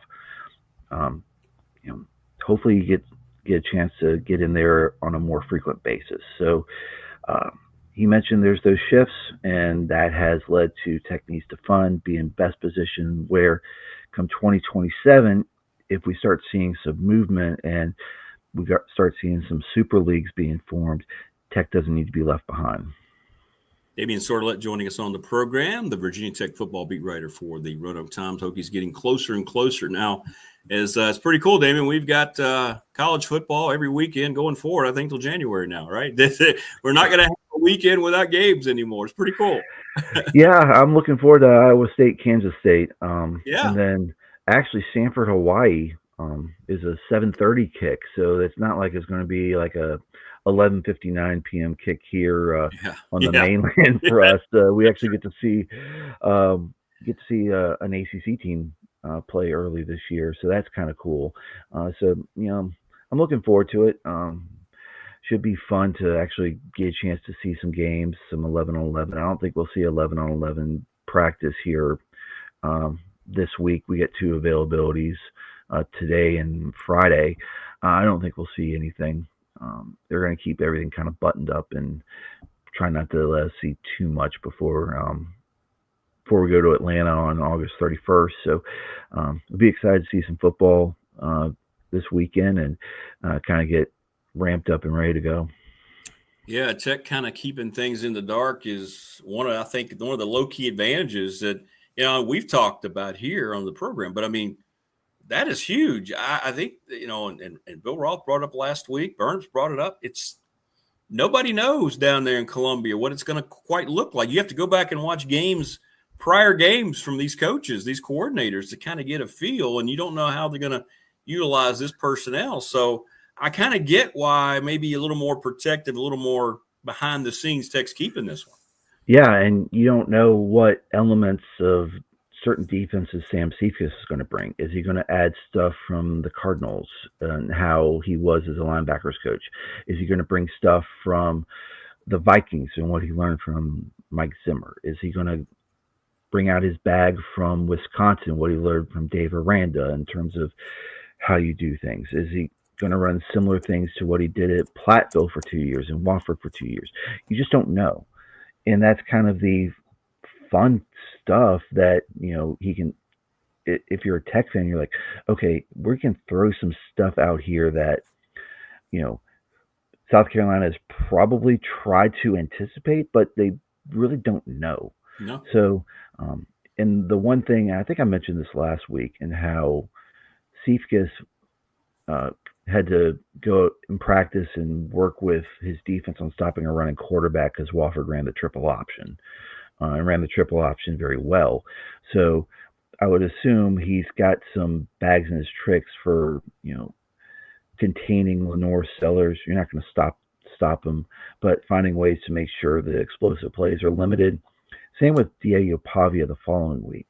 That, he's got some bags in his tricks. He's got some tricks in his bag in terms of how do you contain these guys? How do you limit the explosive plays? How do you not get caught peeking your eyes into the backfield and then, you get an explosive pass play over top of you? There's a lot of things that he's probably worked on to make sure, that sort of thing is prevented. So, I'm a little bit more excited to see that. We know that Philip Montgomery's got plenty in his repertoire in terms of, what he's done at Baylor, what he did at Tulsa. So you might see some similar stuff, but we don't know, is it going to be more spread with power run because of Tyrion Stewart? Are you going to get some more? Are you going to throw it more? That sort of thing. So that I'm interested in, but I'm a little bit more excited to see what the defense looks like and what Cephas can do to mix and match, and how he tries to infuse Tech's defense from last year and try to put in techniques and rules to put in different types of defenses into that scheme. And I'm curious from the other side of things. Now South Carolina's coming from a position of power. They're getting respect. They're getting a lot of respect. You're number 13 in the country. Shane Beamer now has to coach from being a favorite I'll be interested to see how that transition goes for him in that program, because it changes things, doesn't it? Now all of a sudden, not only in that league, but now you're expected to be in the top, 2 or 3, maybe 4 of that league. Yeah, and Virginia Tech was in the same boat last year, if you remember. Yeah. And when we talked to Kyron Drones back in Charlotte almost a month ago, he mentioned how the Tech didn't handle that well. Tech kind of, and Brent Pry mentioned this, they kind of went into Vanderbilt, and Pry admitted, we didn't do a good enough job of preparing the players to say, Vanderbilt's good. Like, Tech thought it could go in and, oh, yeah, we're going to waltz in and win. And that wasn't the case. Yeah. You could see that first half, Tech kind of sleptwalk through it. And Vanderbilt punched him in the mouth, and Tech was like, what's going on here? Like, we didn't expect this. So that's why I think now that the roles are reversed and Tech's kind of like, okay, no one's talking about them. Everyone's talking about Brent Pry's job security. Tech's not favored to do much of anything in the ACC. 11th in the preseason media poll. So that's kind of like all right, well, everyone thought you were going to be good last year. You didn't do anything. Now everyone's like, okay, you're not going to do anything. Now it's time to prove you can do something. And now that's a chip on your shoulder. That's the bulletin board material you need. And that's hopefully something that Tech can take and say, all right, we know we got to do better. Well, it's going to be a lot of fun to watch, and I know you can't wait to actually do a game preview. I know coming up. All right, so David, we appreciate you jumping on, and next week you and I'll be talking about the game. And oh yeah, we don't know much, but we'll be able to talk about the game and what it's going to look like. We know it's going to be a pretty predominant pro South Carolina crowd, though, don't we? No, yeah, and there's part of the contract is Tech's the one who initiated the contract with the Peach Bowl. So Tech had to sell a certain number of tickets and a certain value of tickets in order to get its payout from them, which I think they're getting more than close to $4.5 million for playing this game. So as long as Tech fans bought tickets, the Hokies are going to get a pretty nice payday for it. And this is the type of game that Tech's going to look forward to playing in the future in terms of bringing in revenue and bringing in eyeballs. So I have a feeling there will be a good number of Tech fans there because it's been a while since the Hokies have played in Atlanta. And we've seen in the past when they've played in Atlanta against Alabama and the likes, there's a pretty good Tech contingent there when it was at the old Georgia Dome. So this is a trip where it's like, okay, first time playing in Mercedes-Benz Stadium. First time, get a chance to see that. And it's going back to Atlanta for the first time in a while. So I think that's why there will be a good number of Tech fans there. I don't think it'll be too totally slanted to South Carolina. So I could see Tech getting like 40, 45% of the crowd, which will kind of even things out. And I think that will create a really good atmosphere, especially the Sunday before Labor Day. 3:00. So once the game's over, if you're driving back, you can kind of go halfway, stop, right, and then get back to home, and then you do your Labor Day festivities that night. So that's something that I think a lot of people are looking forward to, and be a good opportunity for Tech to hopefully be a competitive game like we talked about last week, keep it close, and then we can start seeing incremental improvements that Tech needs to have this year, so that way the seats get a little bit cooler. That's right. That's the hope anyway in Blacksburg. Yeah. All right, Damian, you're terrific, man. Thanks for hopping on, and I look forward to getting your preview next week. Follow this weekend. You'll be riding and getting people fired up and ready to go with seasonal previews, I guess, coming up in the RT. Yeah, and we have our special college game day section in Sunday's paper, so look out for that. I wrote about Sam Seifkes and wrote about the trip to Claytor Lake over the summer. And then, of course, Mark Berman wrote previews for every team, all the 15 other teams in the ACC, non-conference games to watch. There might be one that people are interested in that pops up in that, and all kinds of other things. So if you're a VMI fan, Ferrum fan, Roanoke College fan, we got stuff in there for you as well. So gearing up, and by the time you read that Sunday, you'll know it's game week and it's time to get ready for some football. It is. It is. All right, man. Damian, have a great rest of the week, man. Look forward to talking with you with the game preview next week. Appreciate it, Rick.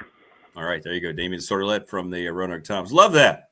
Love that. Just hey, man, you want me on? Yeah, let's go on. See, let's do that. It's great. Love the new format. Hit us up. Go see us. By the way, appreciate we're getting a lot of like after the show posts views on YouTube, and that's awesome. Appreciate that. That helps a whole lot, by the way. Just be sure you go in and you like every time. Just go in and like and subscribe because it's free. And we're going to keep pushing it because I have to. But it's great. I want this thing to become something that we originate here in the New River Valley in Southwest Virginia. It just kind of keeps on going. We can have that. Other shows that are now immensely popular started out in a regional basis, a local regional basis, right? We can do that here. Not going to feel like we're pigeonholed because we're in Southwestern Virginia, This is our home, and there's a lot of great stuff here, a lot of great people here. And we've got a lot of great sports here from all levels. Don't have pro sports here. Okay. But everything else we've got at a high level. So be sure to hop on and join us. But it is the Hump Day Wednesday edition of the program. There you go. Keep calm. It's Hump Day. That's a good-looking dude right there. Isn't that a good-looking dude? Yeah. It's kind of how we all feel sometimes on Hump Day. But any event. Picture makes me smile, so therefore I utilized it. This picture also makes me smile. That's Selma Hayek, by the way. Hey, Selma, good morning. How are you? Oh, look at that little wave. Thank you. Thank you so much. David Teel, Bill Roth coming up here in just a little while here to finish up the program. It's going to be a 5-guest day. Who knows what tomorrow may bring?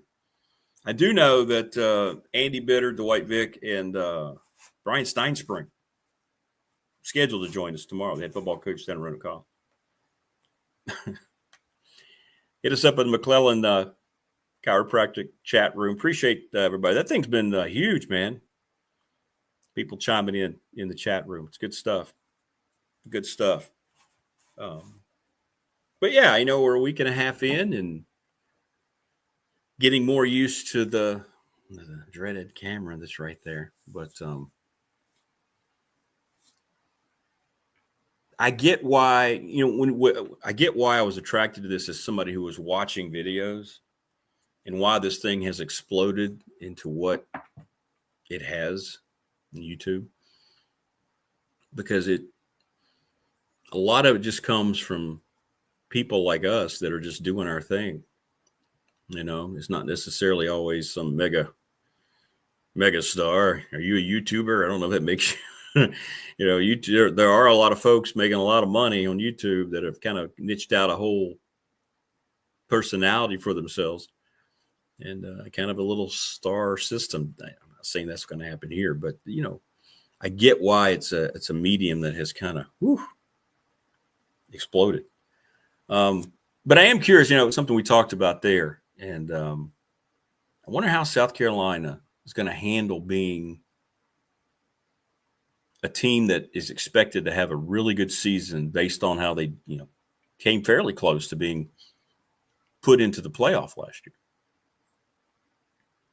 And that changes things, and Damian just talked about it. Tech had expectations, and they ended down in Nashville, all right, when Vanderbilt beat them in that very hot game, and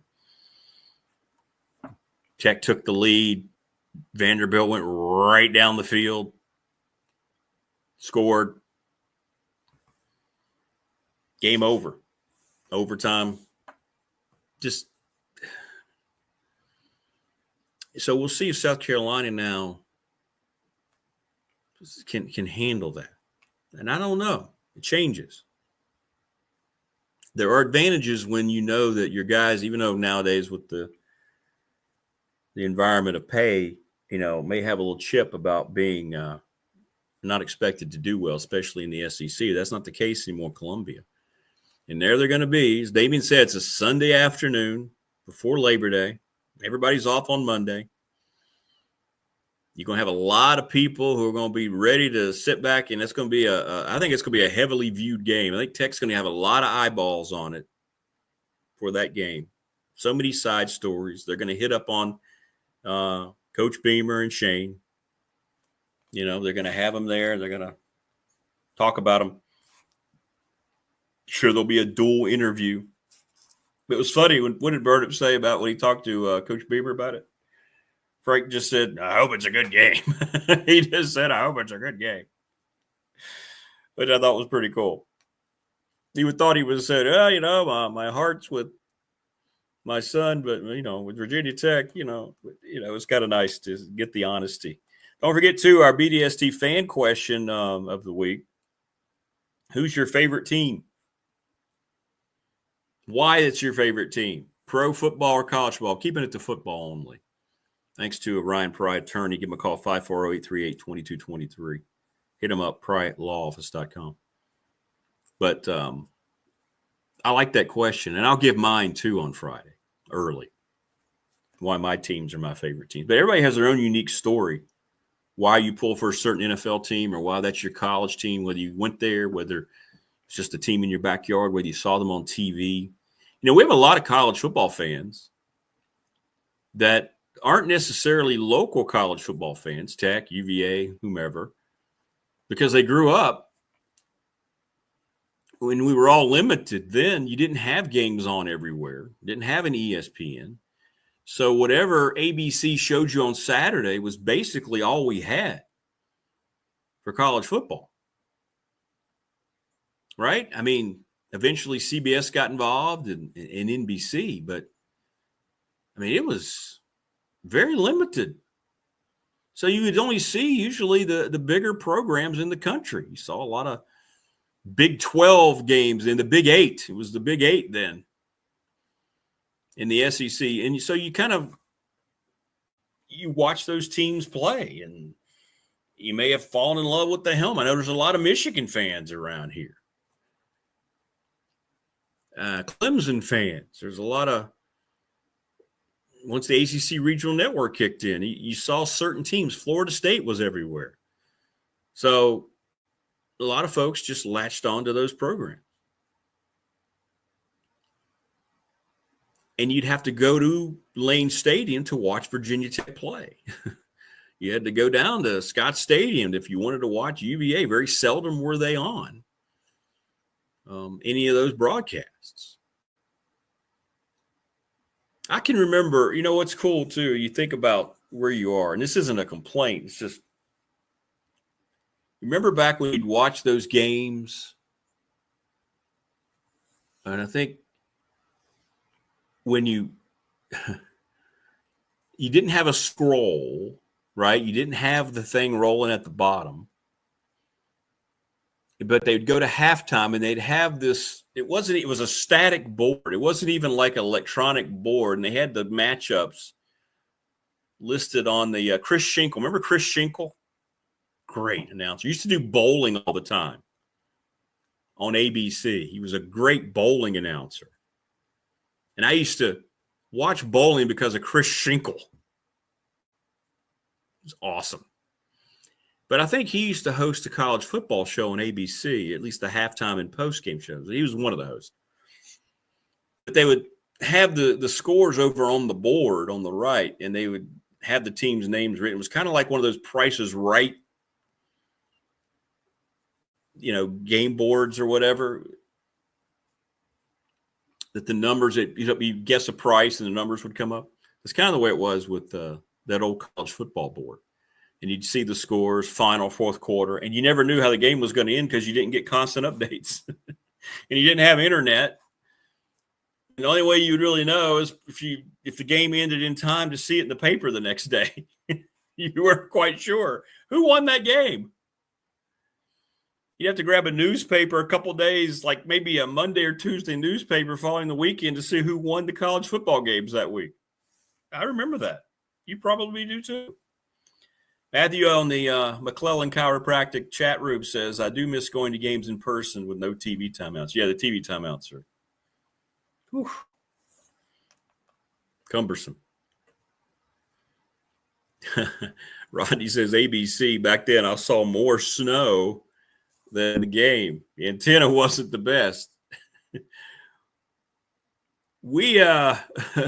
Chad says he was a great bowling announcer. Said no one ever. Chad, I beg to differ. If you go back and watch any of the old YouTube of Chris Schenkel and PBA bowling, you're going to change your tune.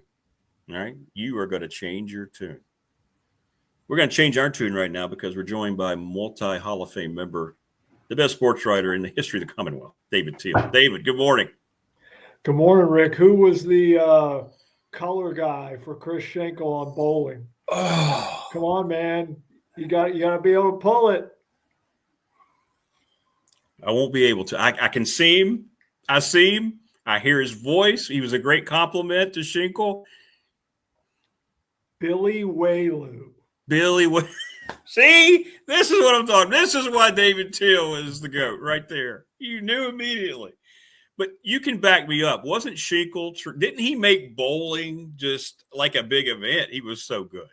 Oh, I remember watching it. I mean, Johnny Petraglia and Dick Weber. Yes, and Dave Davis and all those cats.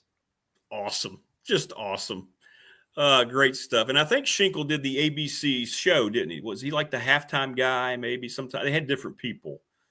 Because it's the only way we got scores. You couldn't get out of town scores during the games. That's right. All right. Well, a lot going on this week, and I want to dive right into it. You wrote about it. Terrific pieces following Whit Babcock's plea to the board. What was your take? First of all, how do you think it Whit, came across, performed on that day? He was very detailed and very organized, Rick. He had his data points and he engaged with the board. He presented for more than an hour, about 61 minutes. And then there was 15 to 20 minutes Q&A with board members. And he received no pushback. The one pointed question he received was from Jim Miller, who chairs the Board of Visitors. I think they call it subcommittee or maybe just committee on finance. And he said, "What are you asking for? What do you need?" And Babcock says, "We need a budget of $200 million a year to compete. And right now we're in the 140s. So that's 50 million plus more that athletics needs. Now, do they need all of that from campus? I don't know. But just for context, $50 million represents about 2% of Virginia Tech's as an institution of their $2.5 billion annual budget. Wow. So a very small portion. Now, can athletics come up with part of that 50 million? Certainly, they can do a better job fundraising. They can, more premium seating. There are ways, and Babcock has acknowledged all that athletics has to do its part. But it will be interesting to see what the board decides to do in terms of further supporting athletics, because they've already taken one step with the increase in student fees, up 65% this year, which represents a $10 million windfall for the athletic department, which essentially covers half of the rev share. Did you feel like the board received it well? It felt like there were some comments there coming out. They didn't quite understand going into it where Tech was in the run of things. Yeah, which struck me as a little strange, because Whit hasn't hid from this.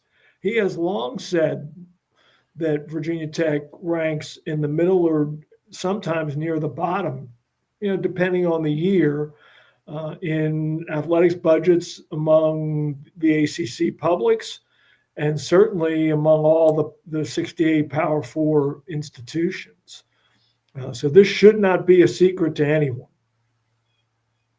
Well, we'll see if they can get there. Money doesn't solve it all, but boy, it makes it a lot easier, doesn't it, to land safely? It does, and Whit used the line, and it's very succinct and perhaps very effective. Revenue equals success. Well, yes, to a certain degree. But when's the last time Texas won the national championship in football? Right. And Texas A&M has more money than virtually anyone. And when's the last time the Aggies were in the college football playoff? I think we're still waiting. So, yeah, to a certain degree, you have to have enough money to be competitive, but you don't have to have the most money. And I think that was Witt's point. To compete at the upper echelon of the ACC, he's talking about $200 million. Well, that's in the range where Clemson and Florida State are now. But they're not going to stay there. Right. I mean, it's not going to be long before Clemson and Florida State are approaching $250 million a year. So Virginia Tech is probably never going to be on completely equal footing with the really big football brands, but they've got to get closer. And I thought too, David, he brought up the next change, if you will, the next adjustment you're going to see in conferences, right? He talked about the expiring contracts and then more realignment being removed. So he kind of put that in their head too, kind of reminding them ACC is probably not going to look like we know it today as I'm approaching you with this plea. Well, I don't know that he knows that or that he even inferred that about the ACC probably not looking like it does today. In fact, he said, the ACC is better with Clemson and Florida State having settled that, and he praised Jim Phillips for brokering that agreement. But he said it would be naive, and I forget what other words he used, negligent perhaps, to not acknowledge that in 2030 there is this inflection point where a lot of contracts expire and where the ACC's exit fees level off to $75 million, and what happens then. No one knows, because the SEC and the Big Ten do not appear to have an appetite right now, Rick, to add further mouths to feed. Mm-hmm. And who knows how long the media rights bubble is going to last. How much longer are Fox and ESPN going to have the resources to pony up huge bucks for college football? We don't know. Clearly, ESPN's priority is not the college game; it's the NFL. Yeah. As we have seen now that the ESPN and the NFL are essentially one corporation. I mean, they're in bed together, clearly. Yeah, they are. It's interesting, too, all the financial problems Disney's been having to do that, to make that move. It's kind of like their desperation plea now to go, hey, we better dive in head first now. But you're right. The money, you said it right. And I've wondered, you think about that all the time. Doesn't the money have to run out at some point from these networks? Doesn't it? Yeah. It'll be fascinating to watch unfold. And anybody who tells you that they know is they're fooling you, and they're fooling themselves, because no one does. David Teel, the Hall of Fame writer, joining us on the program. We're recapping with Babcock. I thought he was very sincere. I know he had to be. I thought it was a very honest approach, and we'll see how it all plays out going forward.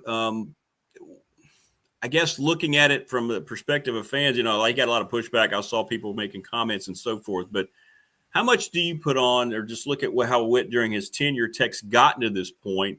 How much of it goes back to the responsibility, in your opinion, of the athletic department? Well, Witt was very frank, I thought, and forthright in shouldering responsibility for the current state of the department, particularly when it comes to underperforming football and men's basketball. And at one point said that it's taken years off his life just trying to get those programs back.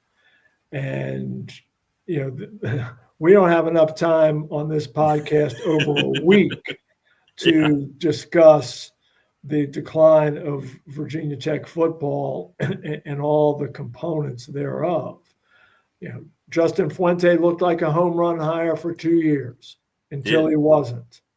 And then it went south in a hurry. And Brent Pry has yet to have a breakthrough season. He needs to have one very quickly. We all understand that. He understands that. And to think that the program would have to undergo yet another reset in 2026 or 27 has got to give a lot of people pause, because those resets, they're risky. Tech's seen it twice now.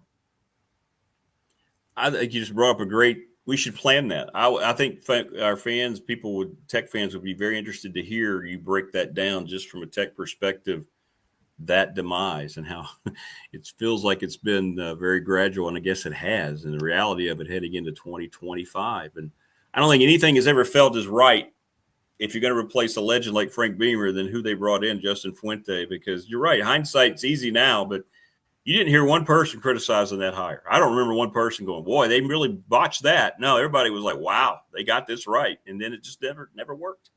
No, it was Justin Fuente was the candidate du jour in the 2015 offseason. And Frank Beamer's early retirement, remember, he announced during the season, gave Virginia Tech lead time to secure Justin Fuente. It feels a little unseemly sometimes, I think, to some purists that during a season, schools are poaching one another's coaches, and coaches, while they're preaching commitment to their players, are out there talking to other schools. Right. But it's just, that's how it works. And by the end of the regular season, Justin Fuente was headed to Virginia Tech. And not only did Tech get its guy, they kept Bud. And then Fuente, he's the ACC Coach of the Year. They're in the conference championship game year one in 2016, damn near beat Clemson, a team that won the national championship in the title game in Orlando. So it looked brilliant. And then, year two, I think they won 9 games. Not a big drop off at all. But then, man, it got sideways, and really got sideways when Fuente flirted with Baylor, and they just never recovered. When your AD and your coach are at odds, as we saw with Jim Weaver and Seth Greenberg, it's not going to work. No, not at all. Not at all. Well, that'll be a good conversation to dive into one morning. Hey, I want to ask you, I know you spent some time with Shane Beamer. I know that's coming out soon. I wanted to ask you, did you get a vibe on how we just talked about a moment ago, now that they're a favorite? I mean, they're a front runner in the nation's toughest league. It's changed for him. That's where he's got this program. Did you guys get to talk about, or did you get a vibe of how he felt, how that changes the approach and the environment around the program now heading into 2025? Well, Shane's very media savvy. He appreciates the expectations, and he's accustomed to them from his assistant days, especially at Georgia under Kirby Smart and Oklahoma under Lincoln Riley. He knows what it feels like. But this is his first time really dealing with it as a head coach. That's right. And where Shane really pushes back is the narrative that post Lenora Sellers, whenever that might be, that the South Carolina program, this upward trajectory will somehow wane. And he's like, we're not going anywhere. We have recruited well. We've got a lot of quality young talent in the pipeline. And he is very bullish on South Carolina and its future. And you can tell, having been down there and gotten a look at his facilities, and then you read at the commitment that the administration has made to him and to future facility enhancements. South Carolina's all in, and they believe they've found their coach. Well, it's going to be exciting to see how they go from the position of power. It doesn't always work, though, does it? I mean, you can go back to last year. How many times did we talk about the expectations Tech had heading to Nashville on that first Saturday, and then they're gone after the result of that game. Yeah, and Shane acknowledges as much, and he said, "Look, you're in this competitive environment, and particularly in the SEC, you're never comfortable, and the schedule is daunting, and for all the expectations, they're only picked 5th in the league. They're 13th nationally in the polls, and only picked 5th in their own conference, but they were, Rick, and almost certainly were just one win away from being in the playoff last season. And they've won their last 2 trips to Clemson's Death Valley. They've got some pelts now. So it'll be interesting to see if they can take the next step. And the first step of that journey is a week from this Sunday in Atlanta against Shane's alma mater. It's fascinating in so many aspects. Well, it's going to be great. And I guess one of those pieces is going to come out so people can kind of look forward to reading your conversation with Shane. Polishing it up today. I know it's going to be in Sunday's print edition, but it will be online, I suspect, Rick, Thursday or Friday. All right. Great stuff. And we'll get into game previews next week as much as we can, as little as we know. We'll do the best we can with some of these games. But I know you're going to be there at 11:55 on Saturday before Kansas State kicks it off, aren't you, in that first game in Ireland? Oh, happy week 0 to all who celebrate, and I know we all do. We do. David, thanks so much, man. I hope you got Tiny Teal dropped off okay at school this morning. I hope that's going well. Yep, she is. Her fanny ought to be in the seat in the classroom as we speak. Awesome. Great to see you, brother. Appreciate it. We'll talk again next week, man, with game previews. It's here. Sounds great, Rick. Thanks. All right, take care. There you go. David Teal here on the program. Great stuff from him as always. Love those conversations. All right, good stuff here on the program. As we segue out, I mean, we're ending up with 5 folks on today. That's what I love about the beauty of the flexibility of the new program. I want to thank Family Fencing for sponsoring our studio here in Reiner. FamilyFencingNRV.com. Go see them. And you have a new fence or some kind of protective or privacy barrier you want, 540-200-8294. Give them a call and tell them you heard us talking about it. Keep the chats coming in the McClellan Chiropractic chat line. And also we want to thank the County of Pulaski County Sports and Entertainment for being now the presenting sponsor of the new BDST here on YouTube. And that is awesome. Thank you so much for that. And we want to thank Little River Heating and Air at 1095 Radford Street in Christiansburg. Charles Lee's the best. They did my units here at the house. Great people, professional. And they'll be very honest about their quotes, which is something that you don't get a lot today when you're bringing folks like that on.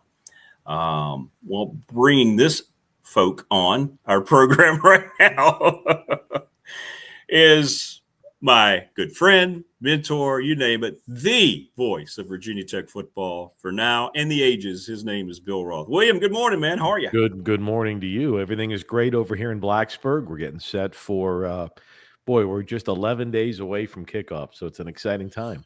Wow, it is. Yeah. And I know where you're going to be this evening, right? You're going to be at the Blacksburg Sports Club.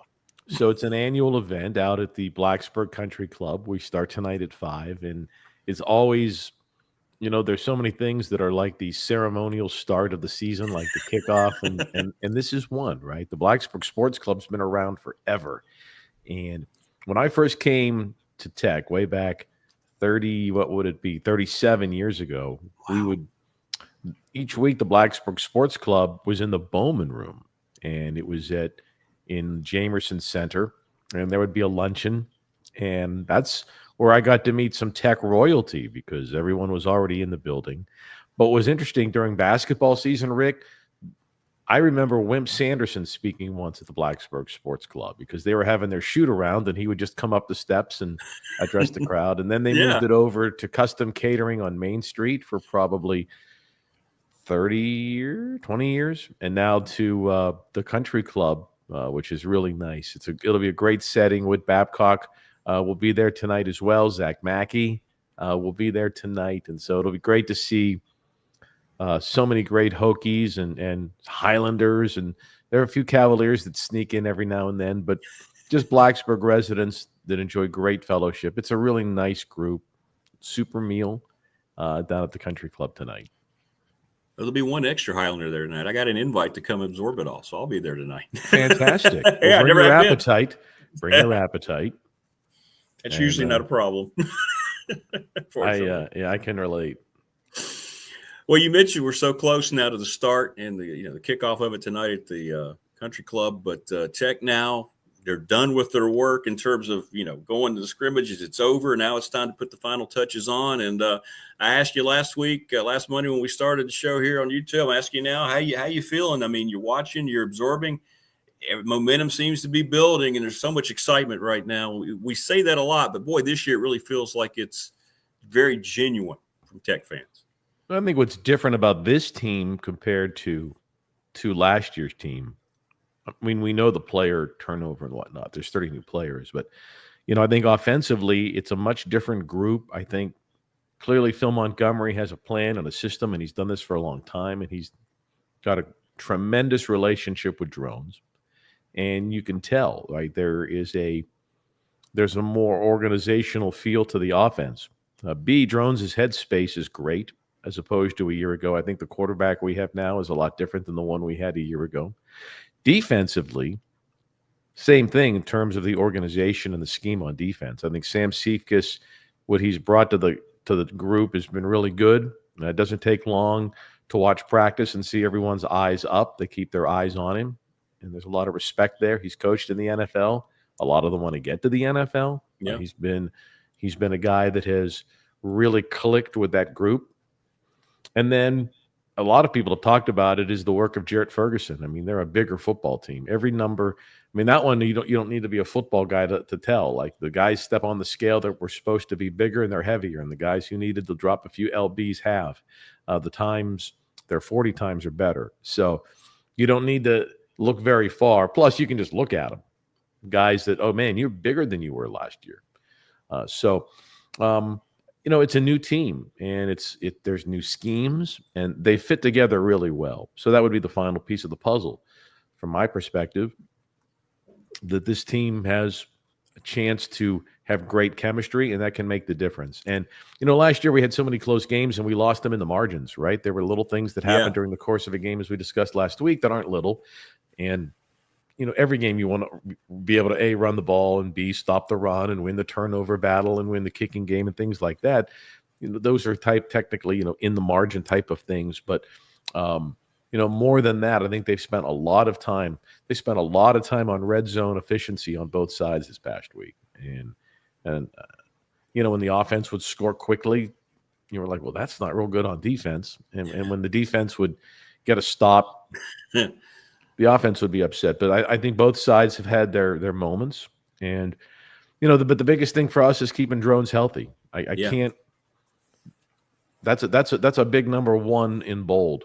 And not that the backups aren't good, but I think drones gives you a chance to get a first down on any play against anybody on our schedule. He can run. He's a big guy. His ability to see the field is great.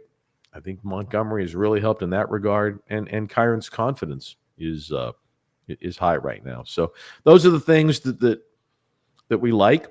And then the other stuff, I mean, I don't know if they're going to be a better tackling team, because we'll find out in Atlanta, right? That, can they get heat on the QB without APR? We don't know yet. Yeah. So those are obviously the bigger questions, right? How good are they? I mean, but in terms of what we've seen, I think it's a better operation in August of 25 than August of 24. And that's a credit to Coach Pry. Bill Roth joining us here on the program, the voice of Virginia Tech football. Of course, a week from this Sunday, pre-Labor Day, it's going to be Tech and South Carolina down in Atlanta. Shane Beamer taking on his alma mater and all those emotions. I know you'll talk to him for the pregame show and you'll have all that, but it's going to be interesting to get the contrast and the conversation between Coach Beamer, Frank Beamer, and Shane about this game. This has so many cool side stories to it.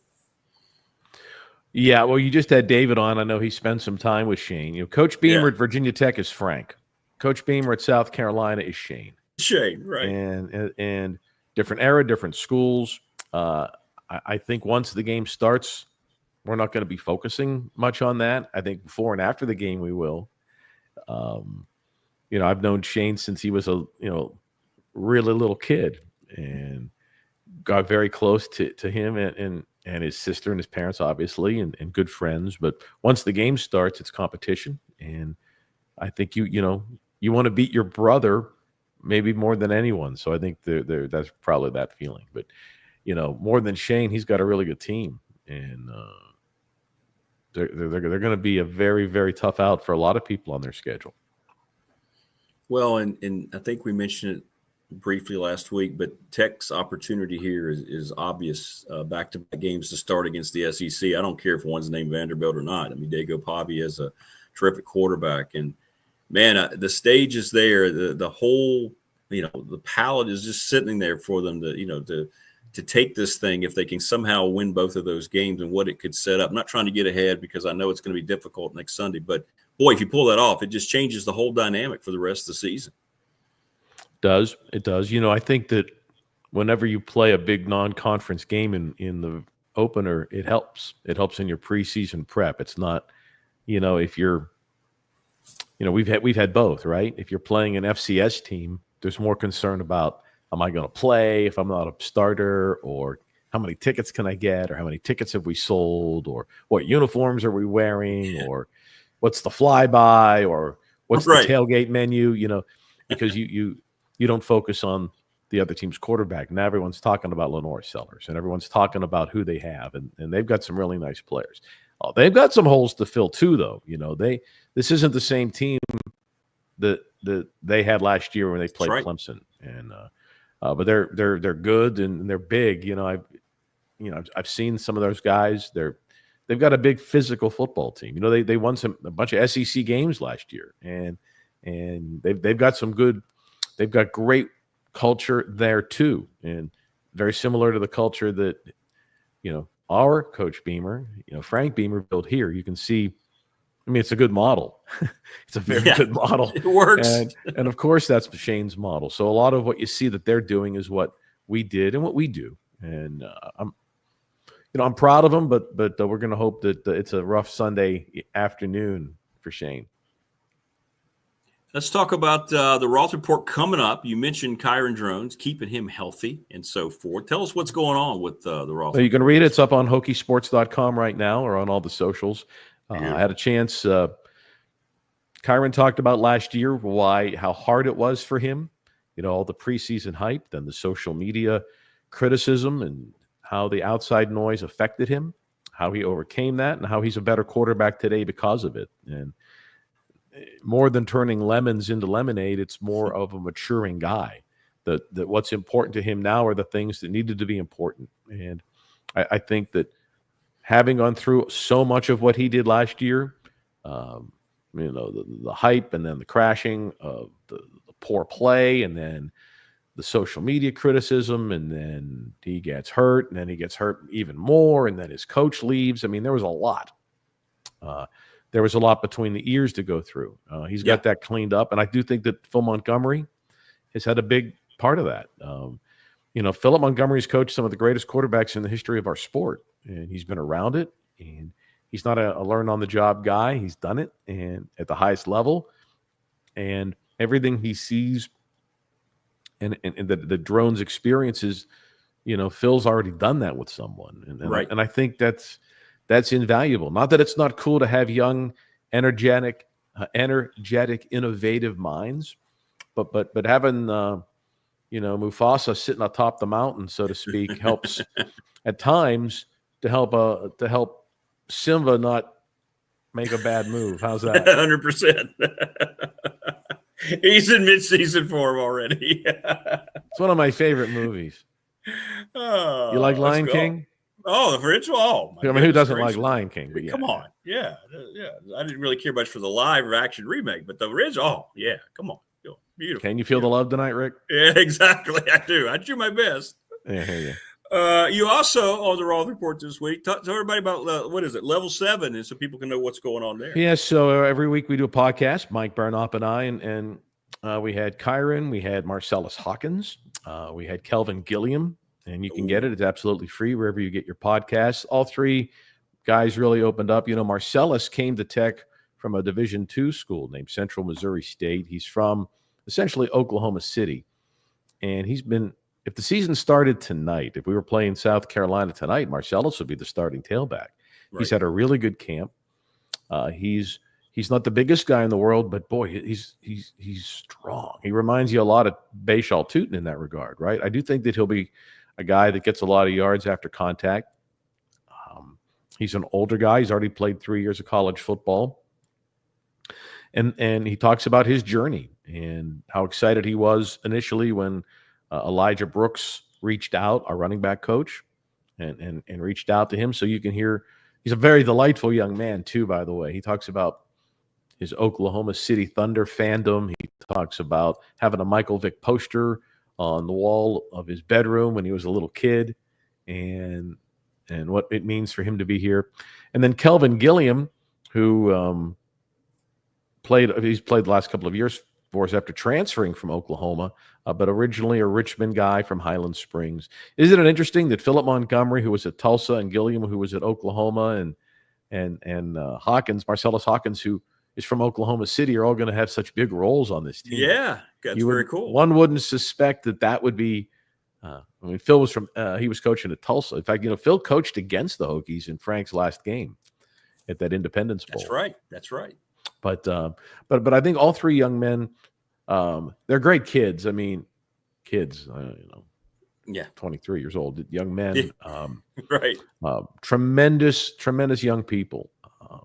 They get it. They have great perspective on things. Kyron has really matured. Say all three of them.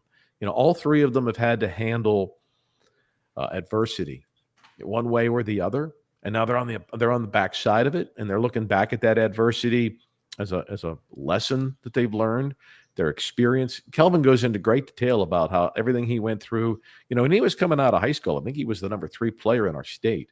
I mean, everybody in the world offered him, and he went to Oklahoma, and he was essentially a backup. And Coach Marv and Coach Pry flew out to Oklahoma. Say, hey, babe, come home. Be the next Highland Springs Springer who becomes a Super Hokie. And he said, I came back here, and it's like half my high school was already at Virginia Tech. So it was an easy decision. And not only on the team, like Takai Heath and all the Highland Springs guys we've had over the last couple of years, but just in general, the student body. Like, he knew a lot of his friends from high school who were here at Tech. And there's probably something to that, right? That even if your high school teammate isn't here, maybe a bunch of your buddies from high school are here, and that gives Tech an advantage if you're recruiting in-state kids. So be sure to check out this week's version of the Roth Report and go find the Level 7. Level 7, wherever you get your podcasts. Go to Spotify or Apple Podcasts or wherever you go and search Virginia Tech Sports Network. So we're going to be doing Level 7 every week, Mike and I. It'll drop every Tuesday. I'm petting the dog here, by the way, if you're wondering. Hey, Baxter. Good morning, Baxter. He's off screen. He's jealous that I'm talking to someone else in the morning. He's not happy. You're cutting into walk time. Tell him I'm sorry. So wherever you get your podcasts, we do Level 7 each Tuesday. We're launching a new program called Hokie Rewind on Mondays, Level 7 Tuesday. Evan Hughes will do his Hokie Sports Insider each week on Wednesdays. And then we're going to repurpose Tech Talk Live again each week. So if you missed the show, which, by the way, debuts tomorrow night, okay, Tech Talk Live at McLean's out at First and Main tomorrow night, Thursday night at 7 to 8. You can hear it on the Bear here locally, on the Hokie Sports mobile app, anywhere else, and that'll be tomorrow night. So we have some every day. I'm looking at my date book, my academic planner here, Rick, and it looks like a pen has exploded. We all get that way, right? By the way, do you do everything on your phone, or do you still write stuff down in a book? I usually write some stuff down. A lot of times I'll use the notes. Planner. Yeah. I don't want to show everybody because I got some personal, or I got other people's phone numbers written on there. But right. Every day. I'm not talking about my class stuff, but like every night we have something. Yeah. Whether it's Hokie related, whether it's academic related, It's going to be a lot of fun. And then next Friday, there it is, flight Roanoke to Atlanta. So it's here. It's exciting. I love this time of year. I love the beginning. I walked on the field the other day, right? We've changed Bermuda grass field, Bermuda strains on the Worsham Field surface. It looks amazing. And I walked out there, and I get a little melancholy at the beginning of baseball season too. When you're on a field that no one's walked on. Then the team went out and scrimmaged, and now there's divots in certain places. But before, oh my goodness, it was perfect. It was a pristine field with the Bermuda grass. It was like a putting green. That's what it felt like, painted perfectly. And I just I love it. I love a grass field. No offense to West Virginia fans or people that have turf. We understand there's reasons to have turf in some places, but I'm a grass field guy. 100%, man. I wish we'd get back to having more of the new fields you can have nice grass, and I think ultimately it's safer, but you're right. Convenience, it's gone the other way, I guess. But well, some of these new stadiums, they have both. Yeah. That they can bring the grass in and out, play turf at times, play grass at others. Mm-hmm. Yeah. Well, that was a point of emphasis for the World Cup selection sites, wasn't it?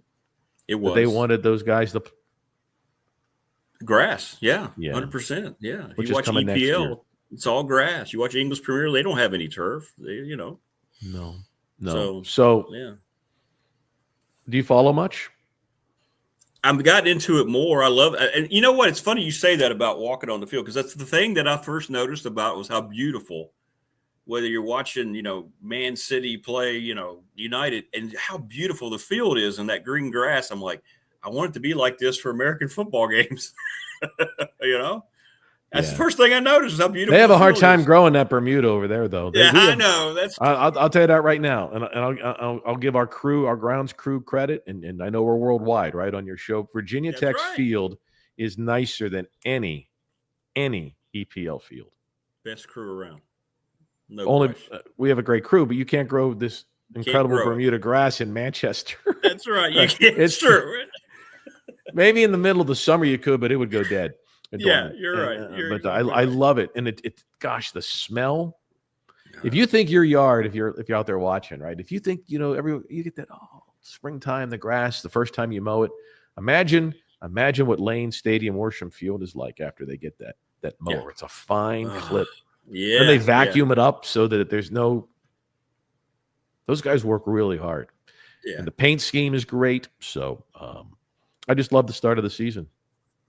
Yeah, that should be a fragrance. You should be able to buy mowed grass, like Febreze, and spray it around the house. I love it.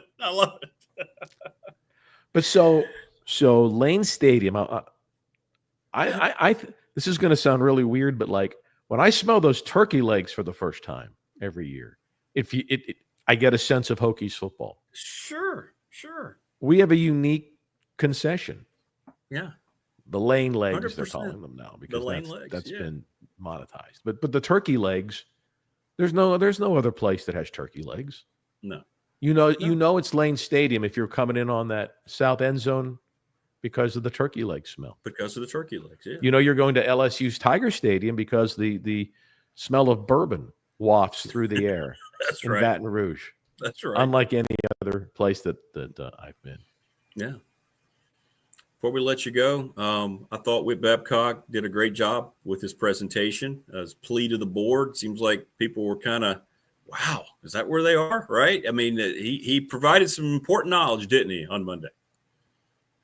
He did. They put together some startling numbers, and where the future revenue must come from, whether it's more ticket sales, the answer is yes. Whether it's more fundraising, the answer is yes. Some sort of economic development around the stadium, like Iowa State has done, like the Atlanta Braves have done, like the Green Bay Packers have done. The answer to that's likely yes. The Board of Visitors has already raised student fees. We still have, I think one of the telling numbers was that Virginia, if Tech had UVA's student fee, Tech would have an additional $37 million a year in athletics. And I think for our board, the fact that UVA is getting a higher student fee and $37 million, even in today's world, is a lot of that's every year. That's a lot of money.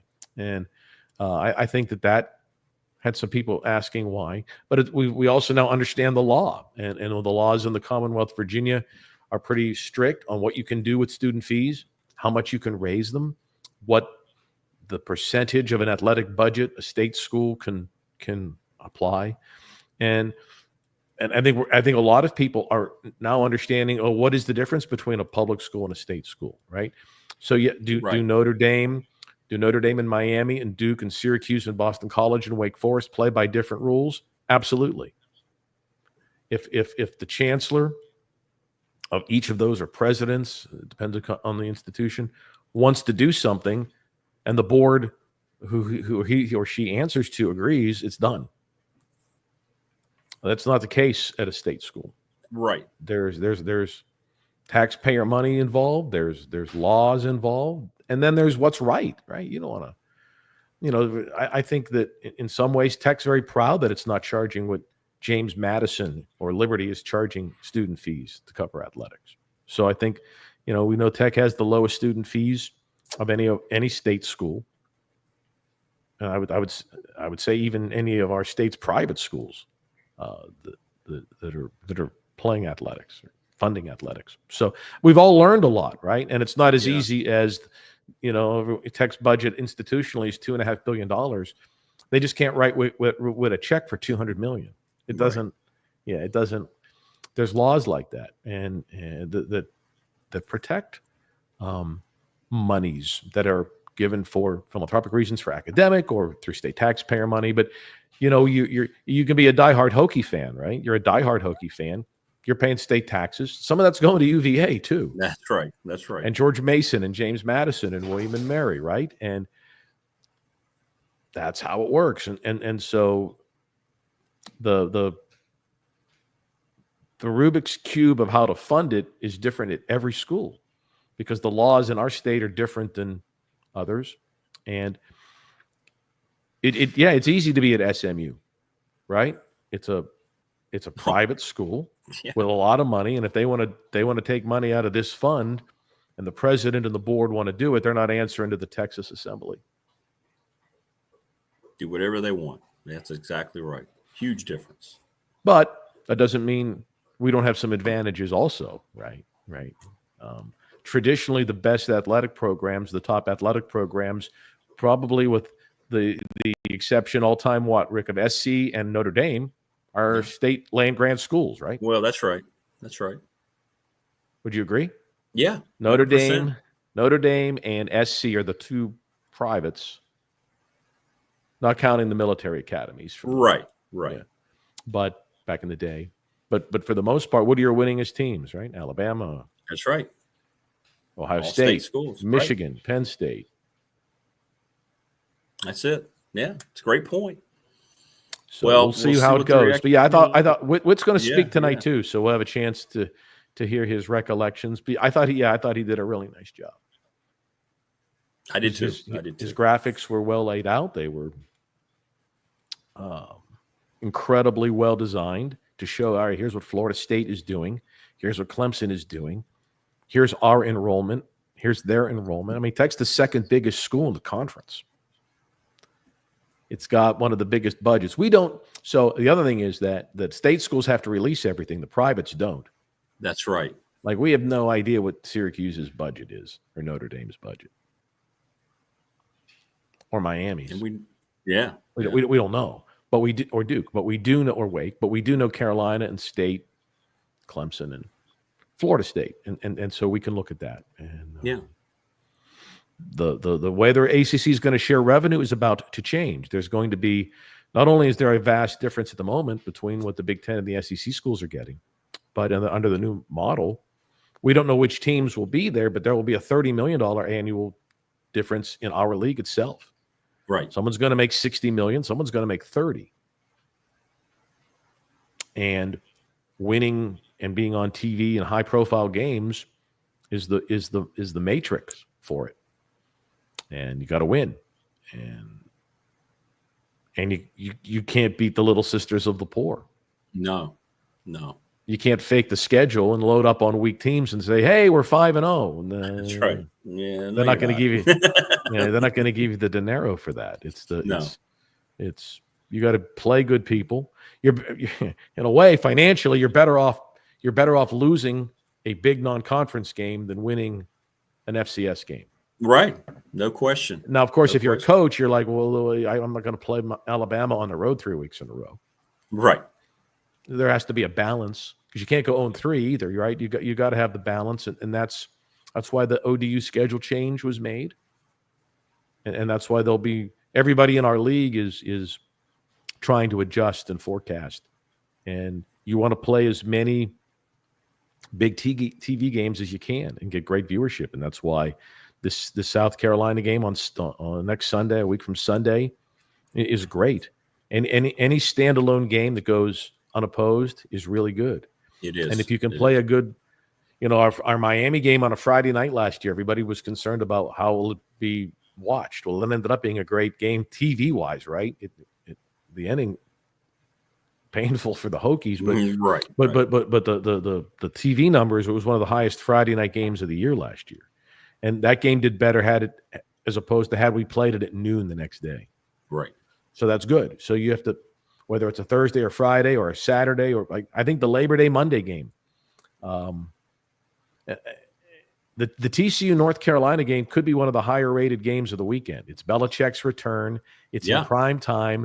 It's Labor Day Monday. People are kind of, they're back at home from the Labor Day weekend. They got work the next day, and they're going to pop the TV on, right? Yeah, it'll be heavily watched. I don't know how many games Carolina's going to win this year, but they may have the highest. Clemson might, but it's going to be close. We'll see the Belichick factor. How many people watch the Carolina TCU Monday night game at Keon because it's Belichick's debut? A lot. I think a lot. And does anybody even know who the name of the TCU coach is? Will they even the camera? No. Right? Yeah, camera won't care. We know, but I'm just saying in general, from a TV standpoint, and so that's good for Carolina. They're going to have whether they win or lose the game, they're going to win with a really nice TV rating for that opener. But so will we. Unopposed on a Sunday afternoon. No question. Yeah, it'll do really well. Huge audience. Yeah, it'll do great. It'll do great. And same with Syracuse and Tennessee, right? I mean, that's right. Right. There's something to that. There's something to that. Obviously, we all watch big games. Yep. We want to watch them, and it's going to be on your right. If you're a college football fan, you're going to watch it. So I agree 100%. Big numbers, I think, incoming opening weekend. No question. Plus, we're starved for football. I know. I mean, all these NFL preseason games, you can't get in. I know. It's crazy. The Las Vegas Raiders played San Francisco the other day. I don't know if I watched some of the game, and every seat was taken. The Jets played the Giants. They get stadium seats, 80-something thousand people. Yeah. Every seat taken. We're ready for football. We're ready for football. I'm ready for football. I know you are. And we have an SEC team coming to Lane Stadium with one of the most dynamic quarterbacks in college football for a night game to start things off. How about that? Right. Yeah, I know. It's good. So how can you not be excited? And you know what else is? I mentioned that the grass smells great. And the turkey legs and whatnot, the sounds. Yes. So it starts today, right over here. I could almost hit it. Well, I couldn't hit a golf ball that far.